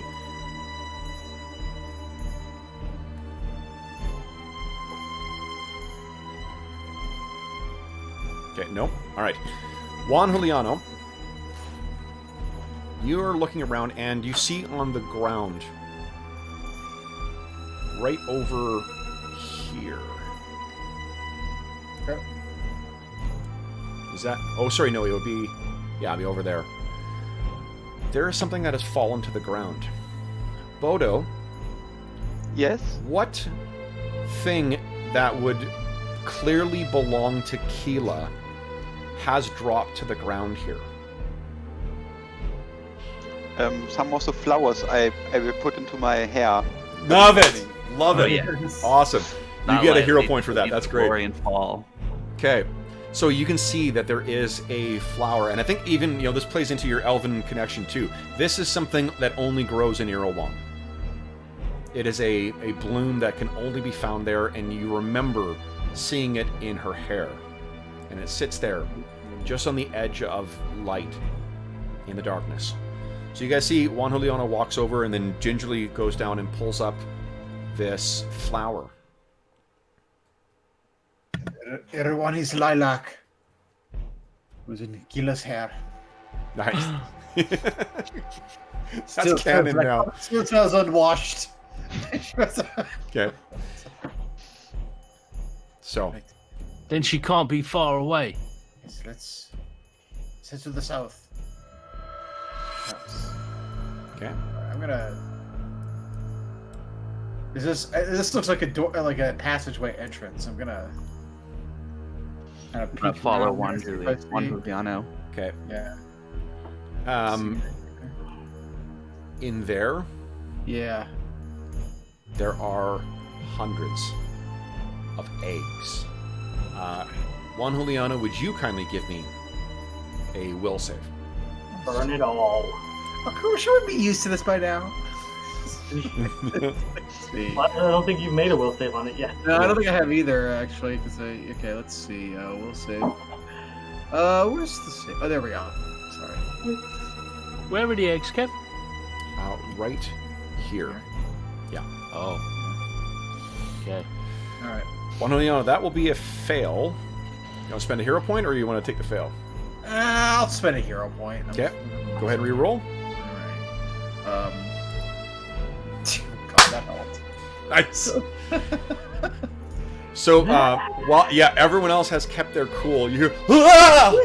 from the, because I think what happens is you see the eggs, and you look in closely, and then as you lean in there, Juan Juliano, one of the eggs kind of bumps from something inside.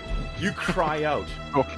Keela, you hear a muffled sound of a cry. Someone has cried out in here. I cry out too if my mouse is free. Do this. Give me an athletics check, please. Athletic. Yeah. Athletic. Okay, I spent a hero point on Okay. this. Go ahead. Yes. Nice. That looks better. All right. So I'm picturing that you've been sort of planning this. You know that your time would come. You've been waiting to do that message spell, right? So what do you cry out?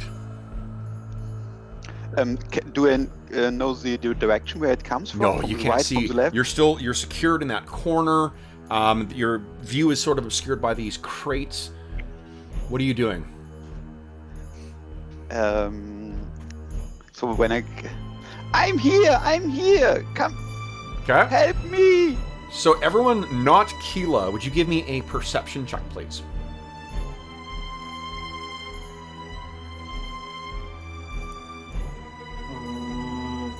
Albrecht, look at you. Okay.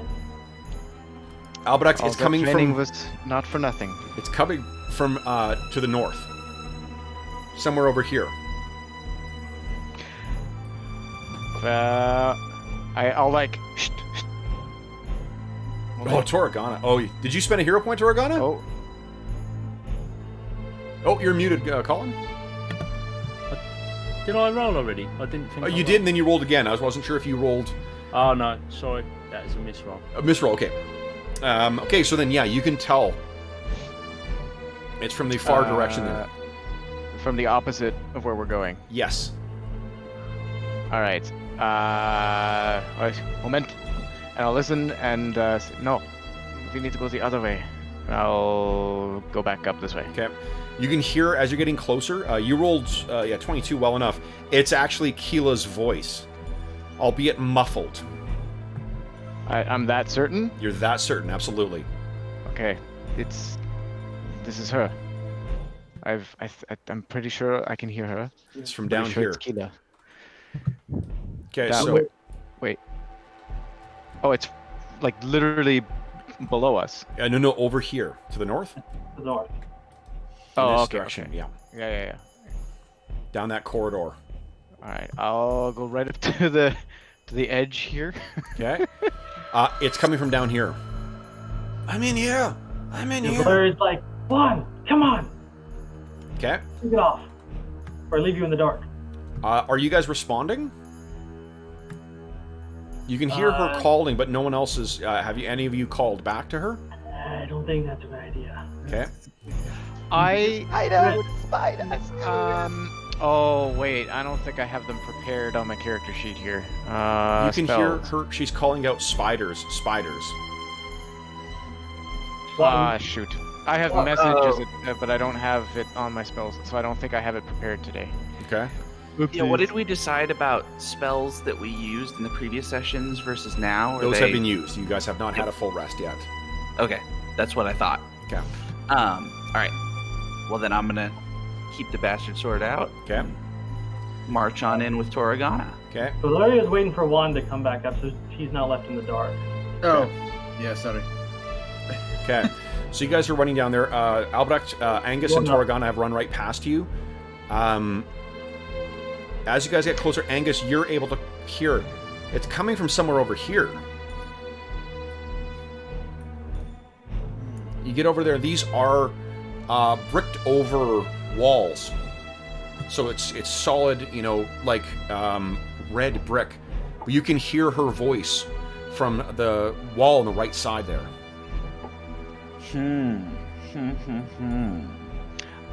Just for a note. Tap along the wall, try and find a hollow area. Or, well, I'm thinking first I would like to detect magic on the wall. And I didn't fill out what it does because I'm foolish. That's okay. Okay, so let's do this. First, so you're casting Detect Magic. What does your Detect Magic spell look like? Well, I think we've decided that pretty much every time Angus casts, it's a little bit of bagpipes in the soundtrack, and then some sort of like a bluish glow, almost like a kind of woad circles and spirals and stuff on his body. Love it. Okay, so he casts that, and you're studying the wall. Toragana, give me a perception check, please.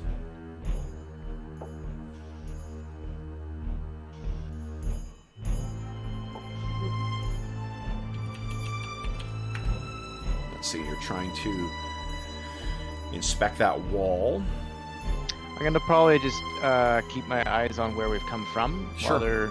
I can see far enough down to know that, like, to see what they're doing. So Sure. I'll just. Toragana, there's nothing here. Like, how is this sound coming through the wall? And I'll move you up to where... This is roughly where the sound is coming from. Angus, you've cast Detect Magic. There's nothing on the wall there. There's no aura, no, enchantment. And you can hear... Bodo, what do they hear from within? You still don't know it's them, because they haven't called out to you, but you heard that cry. Spiders everywhere, spiders everywhere. Okay? Can I prod around for secret levers or doors or entrances? Sure, like that? yeah. Give me a perception check, please. Perception check. Okay. Let's see.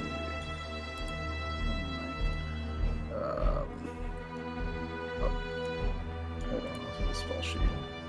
There we go. Oh, God. Oh, I still have another hero point. I'm gonna reuse that. Okay. Yeah. Okay. So if you're prodding and feeling around, and then you hit something and you're... And the whole wall separates away, and a 5-foot section moves in. And what you see within...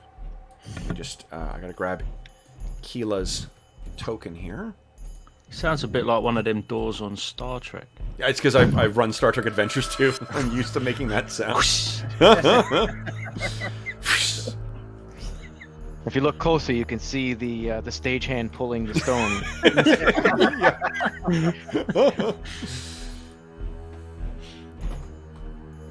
So here we go. Keela, this is where you have been secured. And then as the door opens,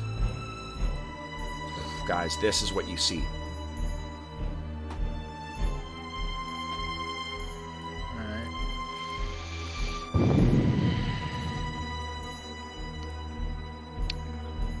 So, Keela is, you have to kind of walk around the things there to see what is,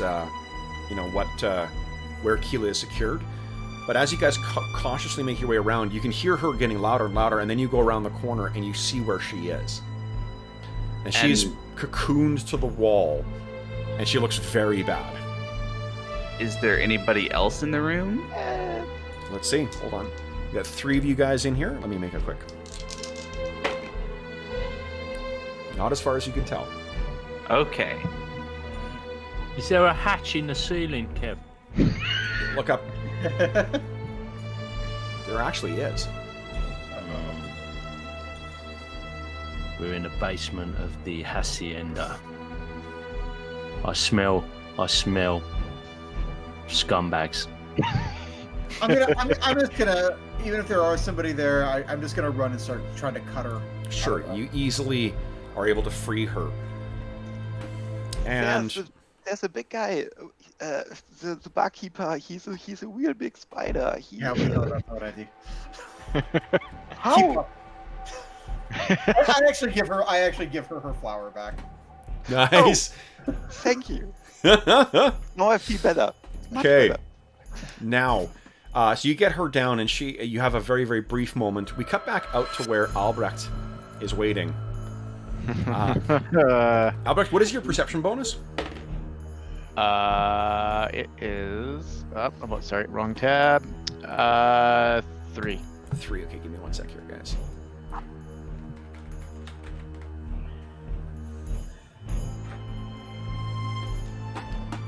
Okay, so you are sitting there, and you can hear the sound of a reunion from over there. Do you bother asking? Valeria's looking in there. You can kind of imagine a game of telephone. What's going on? They've got her.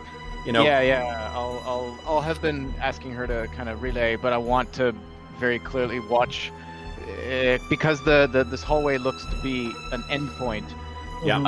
I've been very conscious about making sure our exit vector is Absolutely. still open. Okay. You So kind of you- keep an eye on there too. You look up to where Valeria is, and then you look back, and you can hear the sound of things skittering across the floor. And what you see is a carpet of spiders Natürlich. making their way towards you. And I need to take a very quick break, guys. I gotta take a bio break. I've drank way too much coffee this morning. So I'm gonna take a quick bio break, and then we will roll initiative, and we'll see if you escape the bowels of the hacienda. I'll be right back. Found something living.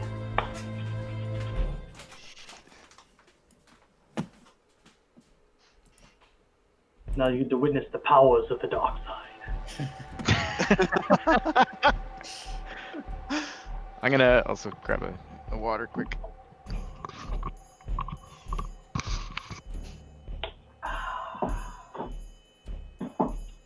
See just how close that thing is. Spider webs burn very well, so we can just make a small flame and then everything. Yeah, but I don't want to be in here when it goes woof.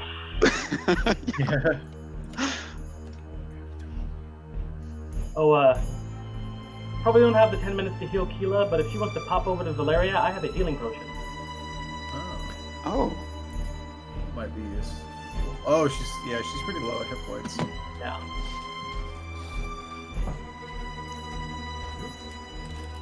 All right, sorry about that, guys. Oh, I wasn't the only one. Drew had to go too. All right. So why don't we do this, guys? Everyone click on your token and go ahead and click on perception. Because I think perception is the initiative stat for everybody. Oh, hang on. I'll grab my other bestiary.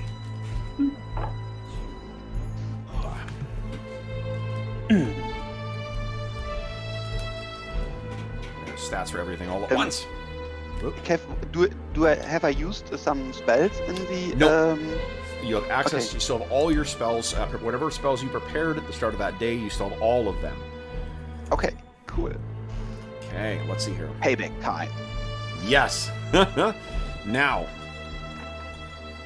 what you hear as well. There we go. Is. Oh, great. Let me roll initiative for these things here. Ah, it worked. Let's see here. Did it work? Torgon, yeah, it worked. I'm amazed. You're expecting user error? Yeah. All right. So, for those things, let's see here. Oh, man.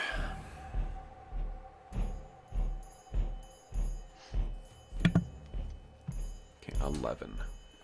All right, so first, let's set this in descending order here. So the first thing you hear, there is something that's acting that is not in the initiative order yet.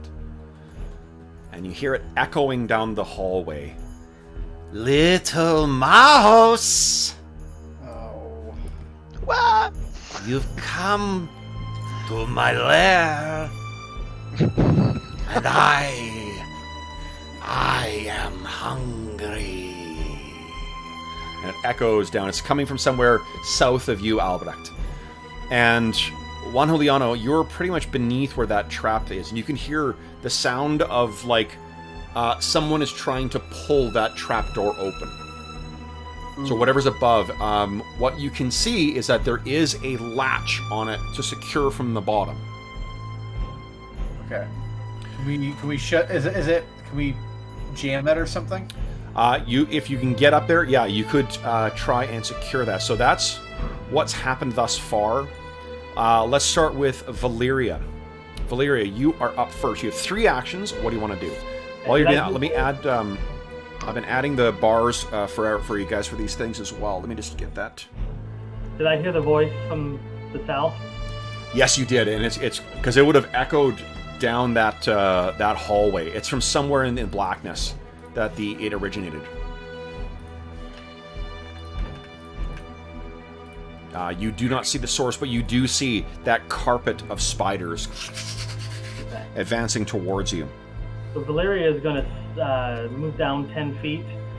Black energy crackling around is like, I'll show you what's in store for you. Your pets are going to take this. And it just unleashes a blast of like black lightning that just cripples along her fingers, down the floor 30 feet, and right into it. Okay. It's like going to drain the life out of it. Okay, go ahead and click on your spell. Let's see here. Call for you. All right, so Grim Tendrils. And bleed. Okay. Interesting. Okay, so that arcs across these things. Let me make a save here. Basic save. Fortitude save.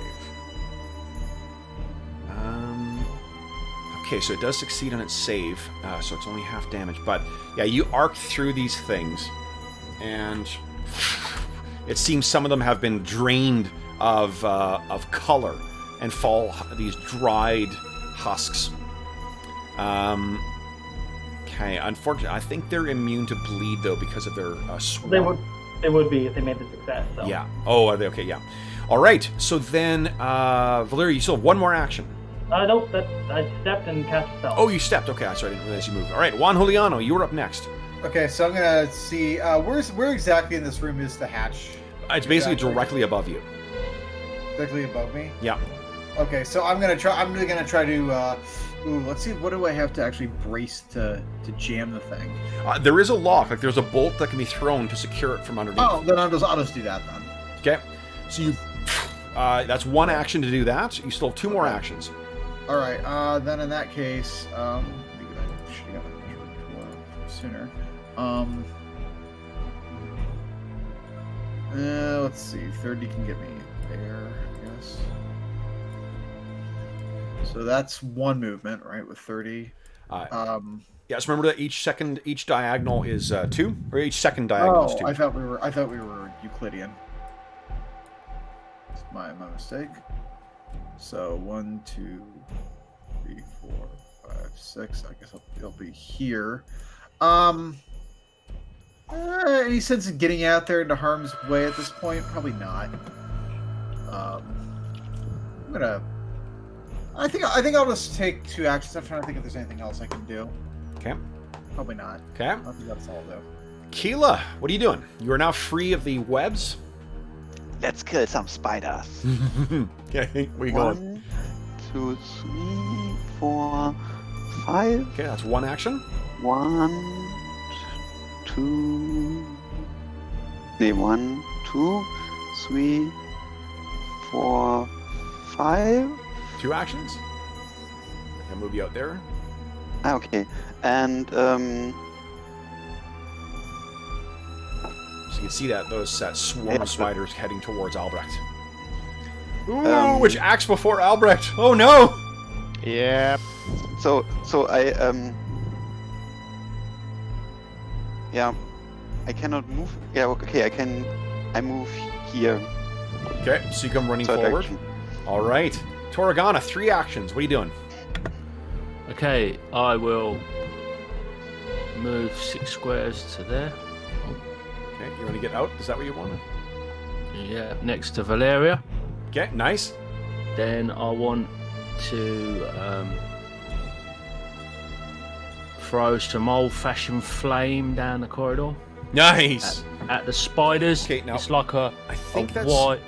Well, An this one is attack it's an attack roll, isn't it, guys? Yeah, you forgot to click the attack button, the check mark on the spell. Oh, that's okay. I think I set this up, so let's see here. I still forgot. I blame the DM. Fucking Bush League stuff. Jeez. Where are we here? Toragana. Stick with your character sheet quickly here. Your produce flame. Where is your cantrips? Oh, there we go. Produce flame. Boom. That's right. That's right. Click on attack. Does produce flame add your stat bonus to damage? Let me look mine up. Sure. Yeah, I think it's no, just your spell but then That's a D4 plus your casting stat. plus your produce casting flame stat. Okay. is this 1d4 plus your spellcasting. Plus your spellcasting stat. Okay, so plus intelligence. All right. Why don't you go ahead and click on produce flame one more time there, Colin? Okay, hold on. It should be working properly now. Okay. And crit success is doubled. Ooh, okay. 11. 11 is not a good enough attack. Did you want to spend a hero point to reroll? Yes. Okay, go ahead. There must be a quicker way of doing this. Nice. So Oh. that definitely hits. What does it look like as you summon your flame and hurl it down? Okay, so it looks like it's a real wildfire, like you'd get out on the plains in a bushfire. Yeah. Kind of like swirls and is fanned by this kind of warm wind. Everybody notices kind of blows through. It's Yeah. real elemental stuff, Nice. but quite traditional. Okay. We call that a prairie fire around my parts. Yeah, prairie fire. Okay, so it goes out, hits these things, and you hear a squealing as a good chunk of them are consumed by your flame. That was Toragana. Oh, but they are not down. Oh. I mean, one action, they came sweeping up towards you. Albrecht. Ooh. I need you to make... Oh, actually, it can swarm forward here. Does not catch 2 of you, but Albrecht, I need a reflex save from you. This is you trying to get these things off of you. You got a plethora of points. I'm gonna go ahead and use a hero point for that. Okay. Oh God! No, I'm not. It cannot be ignored. All right, so you take 3 points of damage, and then you need to give me a fortitude save, please. That's the trouble. Oh! I think I That's might not have good. to. I have to waste another Yeah, gee. another point and try that again. Okay. Well, not God. much better. Oof. At least it's not a crit failure though this time, so that's something. All right, so you take 1 point of. Hold on. Is that a? You take another point of poison damage, and you are you have the enfeebled 1 condition, which is a status penalty to strength rolls and strength DCs. So really, it's something that more affects your physical attributes or physical stats. But these things are swarming over you and biting and stinging you, and you're trying to keep these things off. Okay, that is them. Albrecht, your turn. What are you doing? I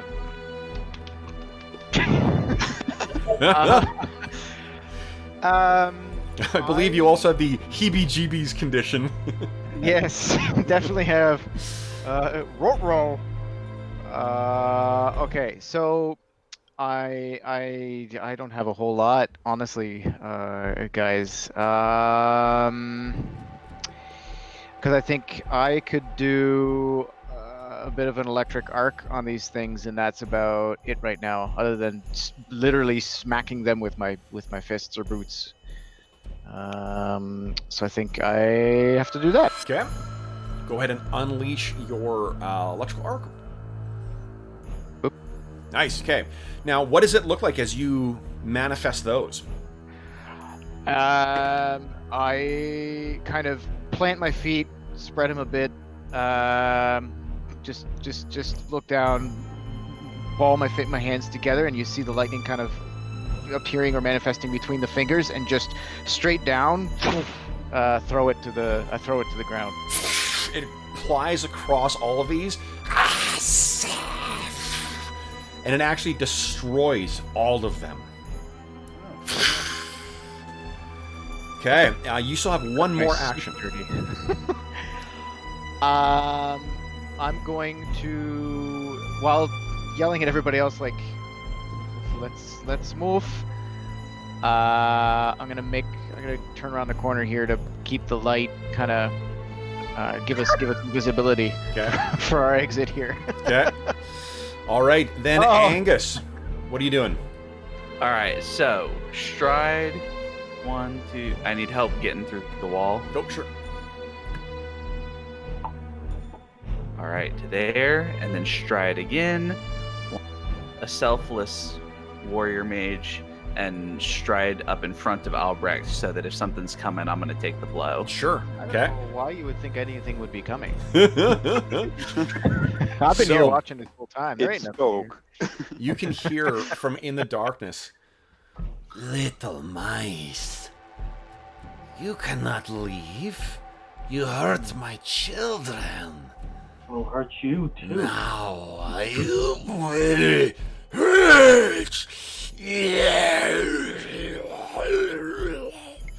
And there's this sound of something comes flying from out of the darkness. Angus, you are stuck to the wall, completely sealed in webs. And then This feels familiar. Yep. what comes running forward is a spider the size of a pony. Very familiar. And unfortunately, that is about all it can do. Let me add it to add a turn here. And that was before Valeria. So it has gone. Valeria, your turn. What are you doing? And uncharacteristically, like, evil grin slides across her face as she sees her target. Yeah. And she's like, let me make sure this is in range. That doesn't say it has 30 feet. Okay. So she's gonna have to step in. Okay. And this time the black energy crackles even more lively around her, and you can hear the moans of the dead as she calls upon deeper dark forces Nice. and invokes her focus point to call him to the grave. Nice. Whoa, nat 20! Yes! Hot damn. Okay, so fire. What is the crit result on that? I don't know. It didn't paste it. That's weird. Okay, so a critical success on that, the target becomes sickened 2 and slowed 1 as long as it's sickened. Awesome. So I believe that's a -2 to everything it can do, and then it's slowed as well. Awesome. Okay, so what has, and let's see here, slowed? Reduce the number of actions by the slowed value. Okay. Oh, dark side. This is your My focus spell. focus spell. Nice. Okay. So let's hear this. Wizard.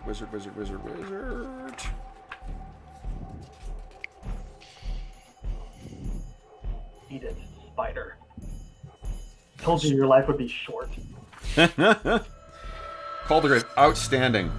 Oh man, sicken 2. That's so good. Okay, so then what? I think he makes a save every round to try to break free of it, or to lessen it. So.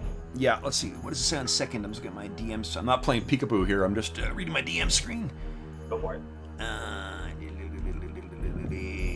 Attempt a fortitude save against the DC. Yeah, reduce it by 1. Okay, amazing. So there's these screaming souls that are coming up and grabbing at this thing's legs. Its 8 legs are kind of trying to get free of it. Its mandibles, are those giant teeth. And it's worth sparing a moment to enjoy the glory. Nothing like a critical success to do that for you. Yes. I forgive Roll20 for everything it did to me last night. And this, guys, is what you are seeing.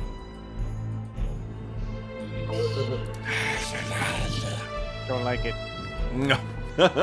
All right, so that was Valeria's turn. Juan Juliano, what are you doing? All right. I'm assuming you're coming out of here, so I'll move you out. Okay, that's half of it, right? I think you've got, that's only 3 squares to get you out there. Okay, so I was here. Okay. So I can go 1, 2. Oh, sorry. Yeah, you can move through allied squares. Yeah, that'd be one of my actions. Okay. Let's see. Oh shoot, I can't do. Yeah, I guess I'll do that. I'm going to Oh geez, how would I do this? I do this particular little dance. I don't think I have room for the as my semantic gestures to my magic missile. Yeah. Oh, nice. So I guess I can use 2 actions to do 2 magic missiles. If I understand it. So, all right. What do your magic missiles look like? I'm gonna say they look like little, tiny, almost like stiletto daggers. Nice. I'll set up a bar. Like a dagger dance, and then they head right towards them. All right. So let's pull that up. Oh, I'm already here. Magic missile. Guys, everyone can see the bar on the bartender now? Mm-hmm. Yeah. Okay. Oh, are you kidding me? Oh, Jesus. Oh, okay, so you need to roll twice, I guess. So it's 2. Give me one more D4 plus 1 roll. D4 plus 1. Yeah. So 3. Okay. Okay. So these strike into this stymied creature. Keela, you're up next. What are you doing? 3 actions. I do my telekinetic projectile. I clump together the remains of his children and put it to a ball. Yeah. And then I throw it into one of his eyes. Nice. Amazing. Okay. Go ahead and click on your telekinetic projectile. Syntax error. Oh, damn! I prepared it. Yeah, it's one of your cantrips, which I think you don't. Let's see here. Where are you? To Keela? Oh, I prepared it the whole time, and now it's failing. Oh, you just need to click, not on the, you're clicking on the, not the cog, just click on the blue thing. Somehow... Here. Boom. Syntax error. Oh, something's been entered incorrectly here. So what has been entered incorrectly? Let's see. Why is there something that's wrong here? Range 30. Oh, hold on. What's the damage of telekinetic projectile? 1d6 plus int. Okay. 1d6 plus int. Okay, let's try this again here. Boom, there you go. Oh, thank you. Yeah, the Thank damage you. wasn't was grayed out, so it wasn't entered in. Roll20's got all sorts of little hidden fucking things that can go wrong. Go ahead and click on it again. I'll let you make the attack roll instead of me. Yours was good. Yeah, I spent a few point for that, I think. Okay, yeah, go ahead and make your attack roll again. Yes. Nice! That- Okay, so that wow. slams into this thing. Boom! And it is unfortunately not a crit, but it certainly is enough. Part of its chitinous exoskeleton caves in. Oh, man. All right. You still have one more action, Keela, if you want to move or get an item out or something like that.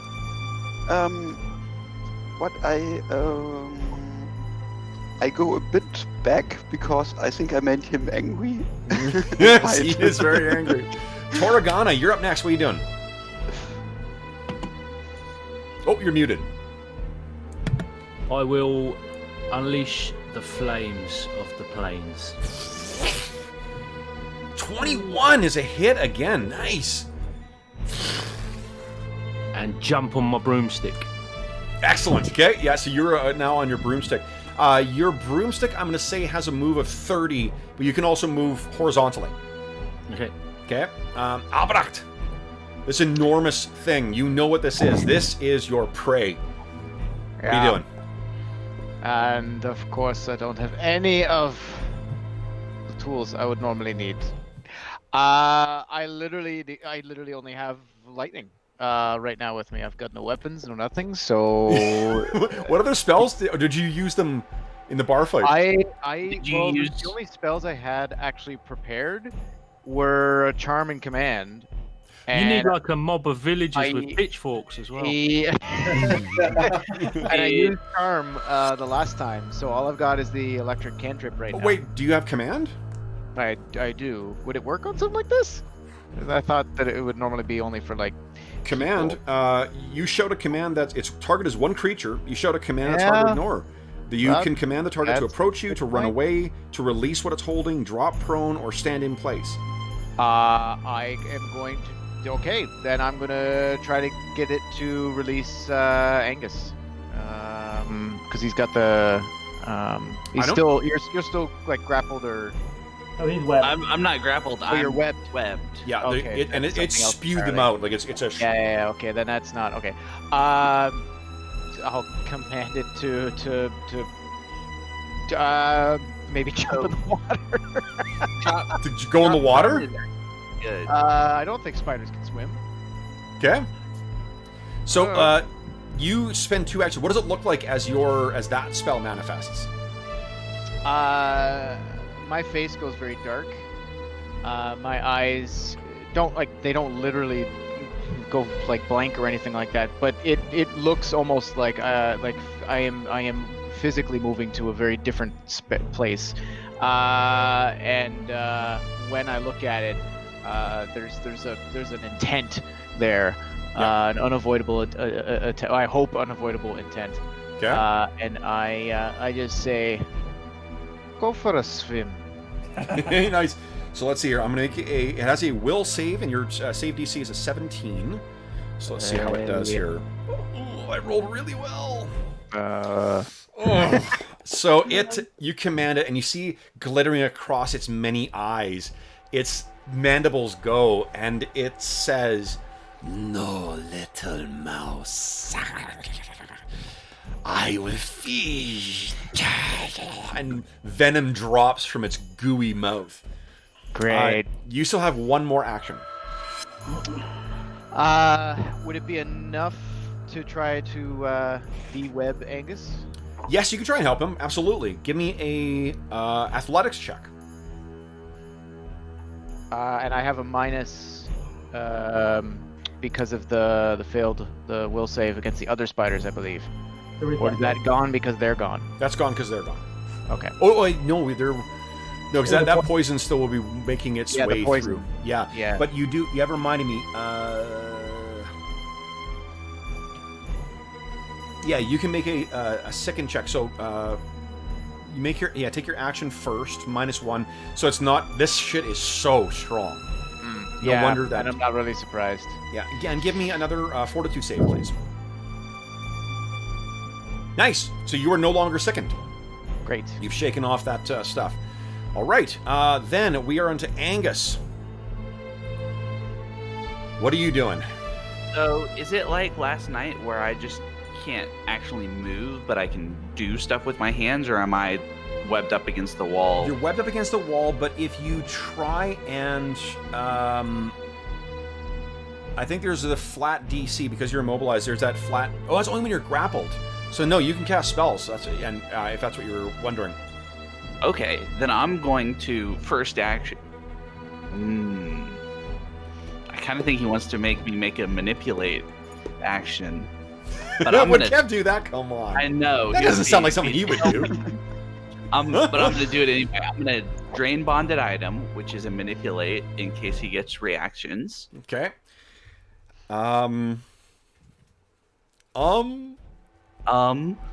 What is your AC? My AC is 13. Very low. Well, we're wizards. 22. So very nearly a crit.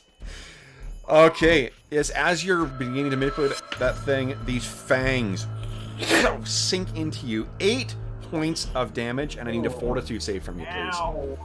Luckily, he's slowed and can't get a full round next time. Nice! Poison does nothing to you. Okay, but now continue on with your action. It did not interrupt you. All right, then I, with my 1 spell back, I'm down to the last one. I'm going to do magic weapon on my sword. Okay. And that's all my actions. That's all your actions. So, Excellent. Okay, it's this thing's turn now. Oh boy. Slowed, sickened.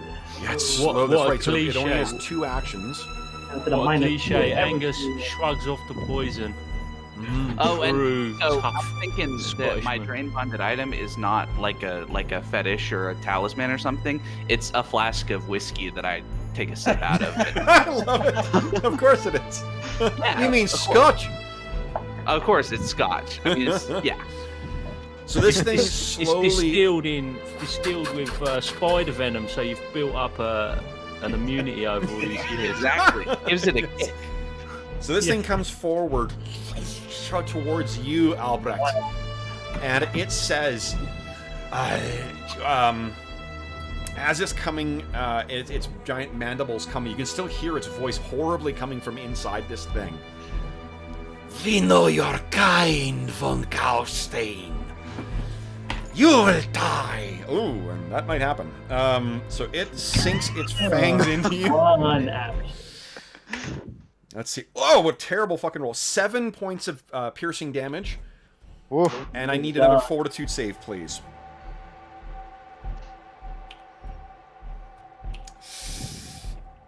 You want to spend a hero point? I might need it. Okay, so you take an additional. Let's see here. Although I get the sense that I'll be using that hero point one way or another. So you take an additional 1 point of poison damage, and you are And I'm flat-footed. Oh. So, which means that just that your things get a basically a +2 to hit you. Your AC is reduced by 2. Your head is swimming right now too. I think with as this toxin moves through your veins, and its eyes are just dancing with the thought of killing one of the legendary von Gausteins. Valeria, what are you doing? Oh, hold on. It gets a save here. 1 second. Yeah, point of order. Yeah, it's got to save. Okay, so it does succeed in its save, so it is no longer slowed. It's still slowed as long as it's sickened, but it's slowed 1, sickened 1. Yeah, so no, that's its bonus. Your DC is a 17. Yeah. So it's fort save. Yeah, but as long as it's sickened, it's still slowed. I got a 27, which means it's a crit success against your save, Yep. so it's nothing. It's not, okay. Okay, so it shakes it off. However, Valeria, your turn now. Question, does that sickened condition, the -2 it gets, affect that roll at all? No. Okay. Well, considering that it's starting to break free, she's going to spend an entire action verbally assaulting it with, verbal venom. It's like, you disgusting, vile, venomous spider. Okay. You will die weak and cocooned just like all your victims. And her hand starts to glow with black energy, and she casts Ray of Enfeeblement on it. Nice. And if it's low, I'm gonna... Nope, that's fine. That's hits. Awesome. Okay, so it becomes enfeebled 1, and -1 to all, melee and strength damage. Excellent. I was hoping to stack all that, but he saved. Still pretty fucking good. Okay. I was hoping to get an Intimidate out of that, but that's fine too. You got you could Intimidate as a 1. I'm going to give you, it's an attack to try and Intimidate. Go ahead and give me an Intimidate check. So you will get the minus from multi-attack penalty. Okay, well if that fails, I'll just spend a point and... Because Ravenfieldman doesn't take the, it's only 2 components, right? Yeah. So I'm going to spend a point and re-roll that. Yeah. Really Demoralize is not. Sorry, Demoralize is not a attack. Yeah, I fail. I don't think a 13 works. No, it's fortunately this thing is older and wiser than what you guys are, so it thinks that you are a little mouth. Who's sickened and enfeebled? Juan Juliano, what are you doing? All right. So I had a couple questions. So drain bonded item. What exactly? How does that? What is a bonded item? It's you pick something that is in your, like for Angus, it's his whiskey flask or Scotch flask. For Juan and me, it's our familiar. Yeah. So you just pick something. For you one, so it's your familiar. So it's Azrael. So what would happen if I drained it? It just means you gain the. Doesn't do any damage or anything. It's one of your class abilities. Yeah. So I can just do that every turn. No. Once a day. Okay. Let's see then. Do I have to spend an action to do that then? Yes. Okay. Okay, actually, I had another question too. Eschew materials I have, which lets me cast a spell without a material. Yep. So with the case of when I did Magic Missile with 2 actions, would that? I mean, that just still means you still need to do that. It's just that it means that you don't. You draw somatic symbols in replace of that. It just means you don't need to have your spell component pouch. But I still need to use the spell component pouch or do the somatic motion and take 3 actions to get. Yeah, it doesn't affect the action economy for casting spells. Yeah, understandable. Let's see then. I don't want all these guys to die. Can I get up there and take a stab at it? You could. Okay, so what I'm gonna do is I am gonna do the drain. Okay, so that's 1 action. 2 more. That's 1 action. The other action, I'm gonna approach and then I'm gonna stab with my rapier. Go ahead. All right. Click on your rapier. Let's see. Rapier. Oh, I'm sorry. The spider got a save for that attack that I made. What's that? The Raven Female, he gets a saving throw. I have to hit and he gets a saving throw. Shit. Does he? Yeah, because it determines what the spell does. Oh, okay. Because it really screws it up, he's screwed. So let's see here. He gets a 25. Okay, so he's still enfeebled 1. He's Enfeebled 1, yeah. Okay. All right. Oh wait, hold on. If I did the drain, before I did that though, it's I'm probably gonna do it. But the drain bonded thing, I just read that technically it says can cast again any previously cast spell. Yep. So does that mean that I have to do that now? No. Just means you've regained the ability to cast that spell. Okay. That attack with the rapier is not good enough. Did you want to spend a hero? Oh, you got no hero points. I don't have. I've got none. Okay, so this thing is just you hit its chitinous hide. Keela, what are you doing? 3 actions. I will again crumble his little child's and throw it into his eye. Yeah, go ahead. No. 20. Actually, you need to move forward in order to do that too. Oh yeah, sorry. 'cause I move forward to here. Yep. And then throw it. Unfortunately, not good enough. Torgana, what are you doing? I am gonna fly directly above it. Okay. There's not a lot of room in here, but Is there not? Is there the headroom to do it or not? to do what? To be like up directly above it? Yeah. They're. Give me a. What is it? A ride check. Is that it? No, nature. Yeah, nature check, please. See if you can maneuver yourself above there without any difficulty.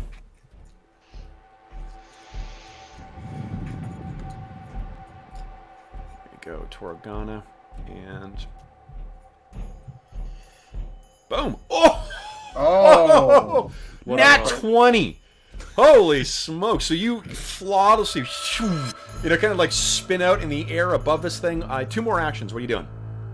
I just want to like go like that with my flames, drop them straight down like that. I'm going to give it my... Yeah, I'll give you +2 to hit because of that crit. Cool. So go ahead and make your attack roll. Okay. Man, I was all lined up to do the spell and then somebody made me do that other wrong. Fucking Madison. Jeez. Okay. Bush League GM. Totally. With the Non-accredited. +2... Not accredited. Still not good enough. Yeah, not accredited, exactly. Do you want to spend a hero point to reroll? Yeah. Okay. Oh dear. Come on.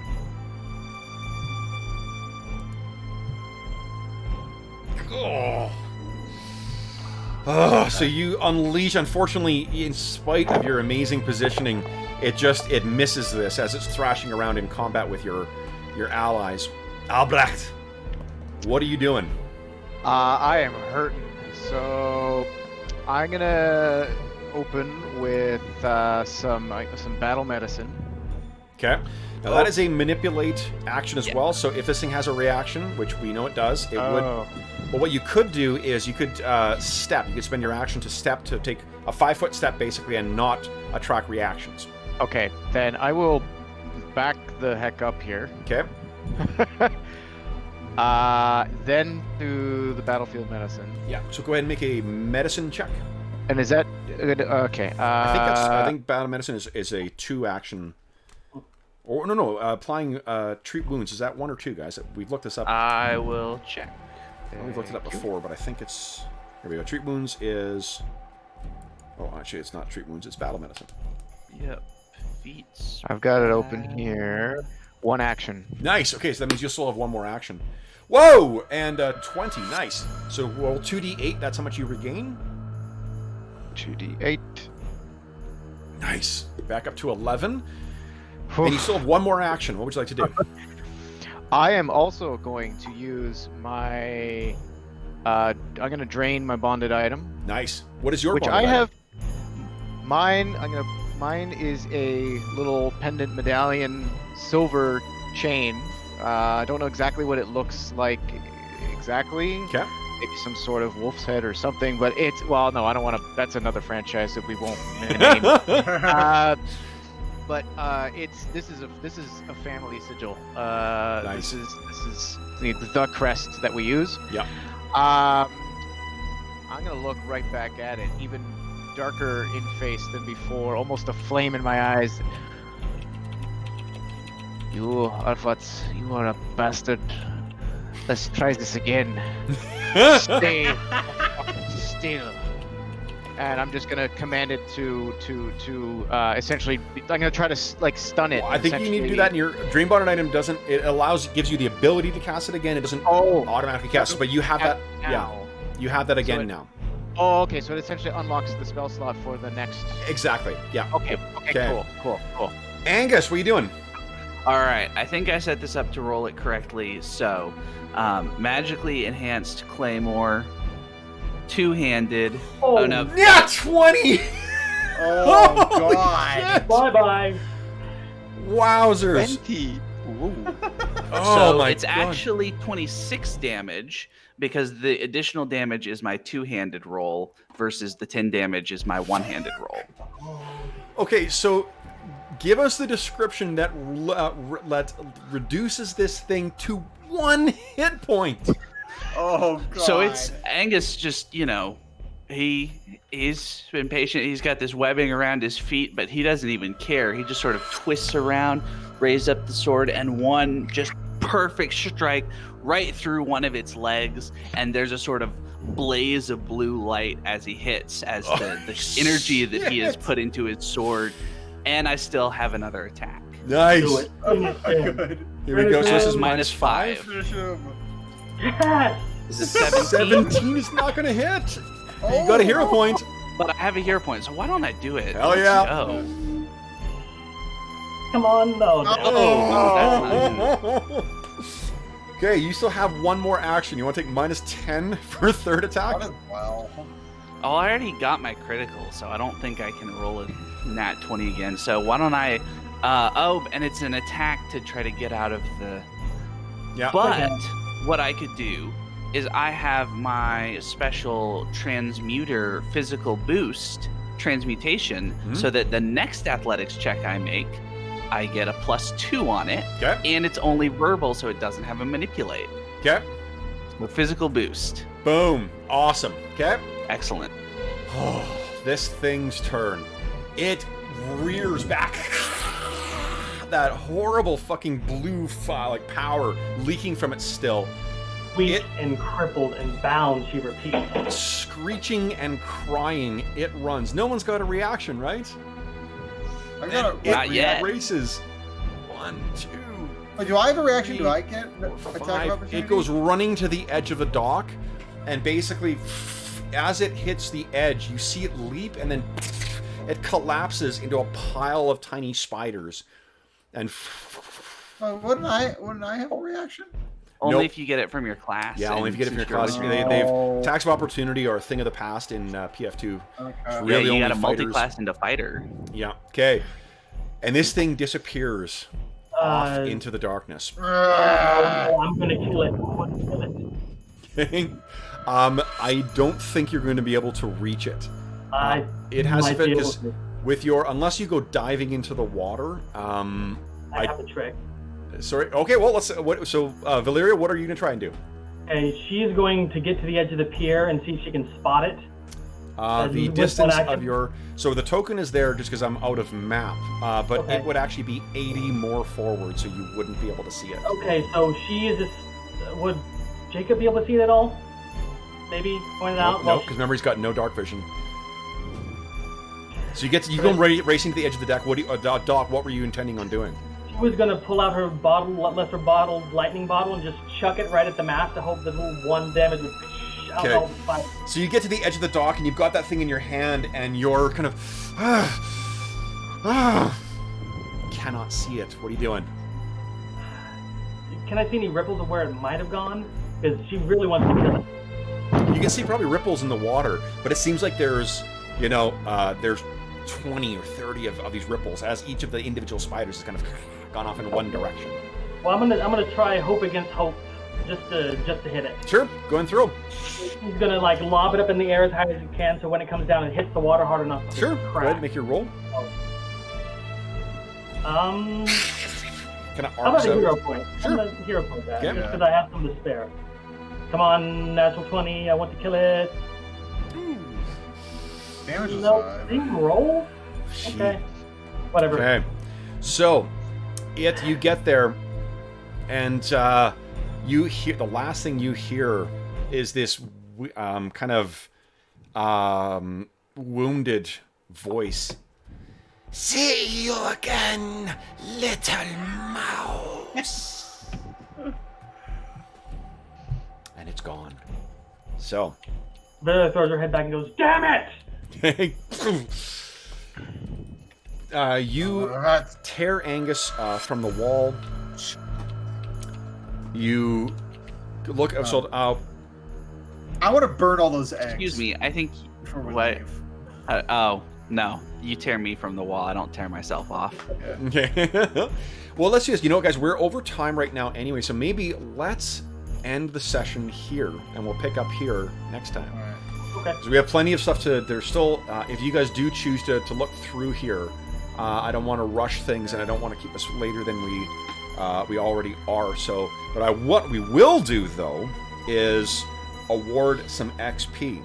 Oh yeah. Valeria's gonna pick up that severed leg of the spider and hand it to Angus, and says, "We might need this as proof." Okay. Yeah, sorry guys, my one critical hit wasn't able to do all of the work by myself. Oh, so good. I know that the monster hunter really did his best, so you know. Elric scowls in the corner.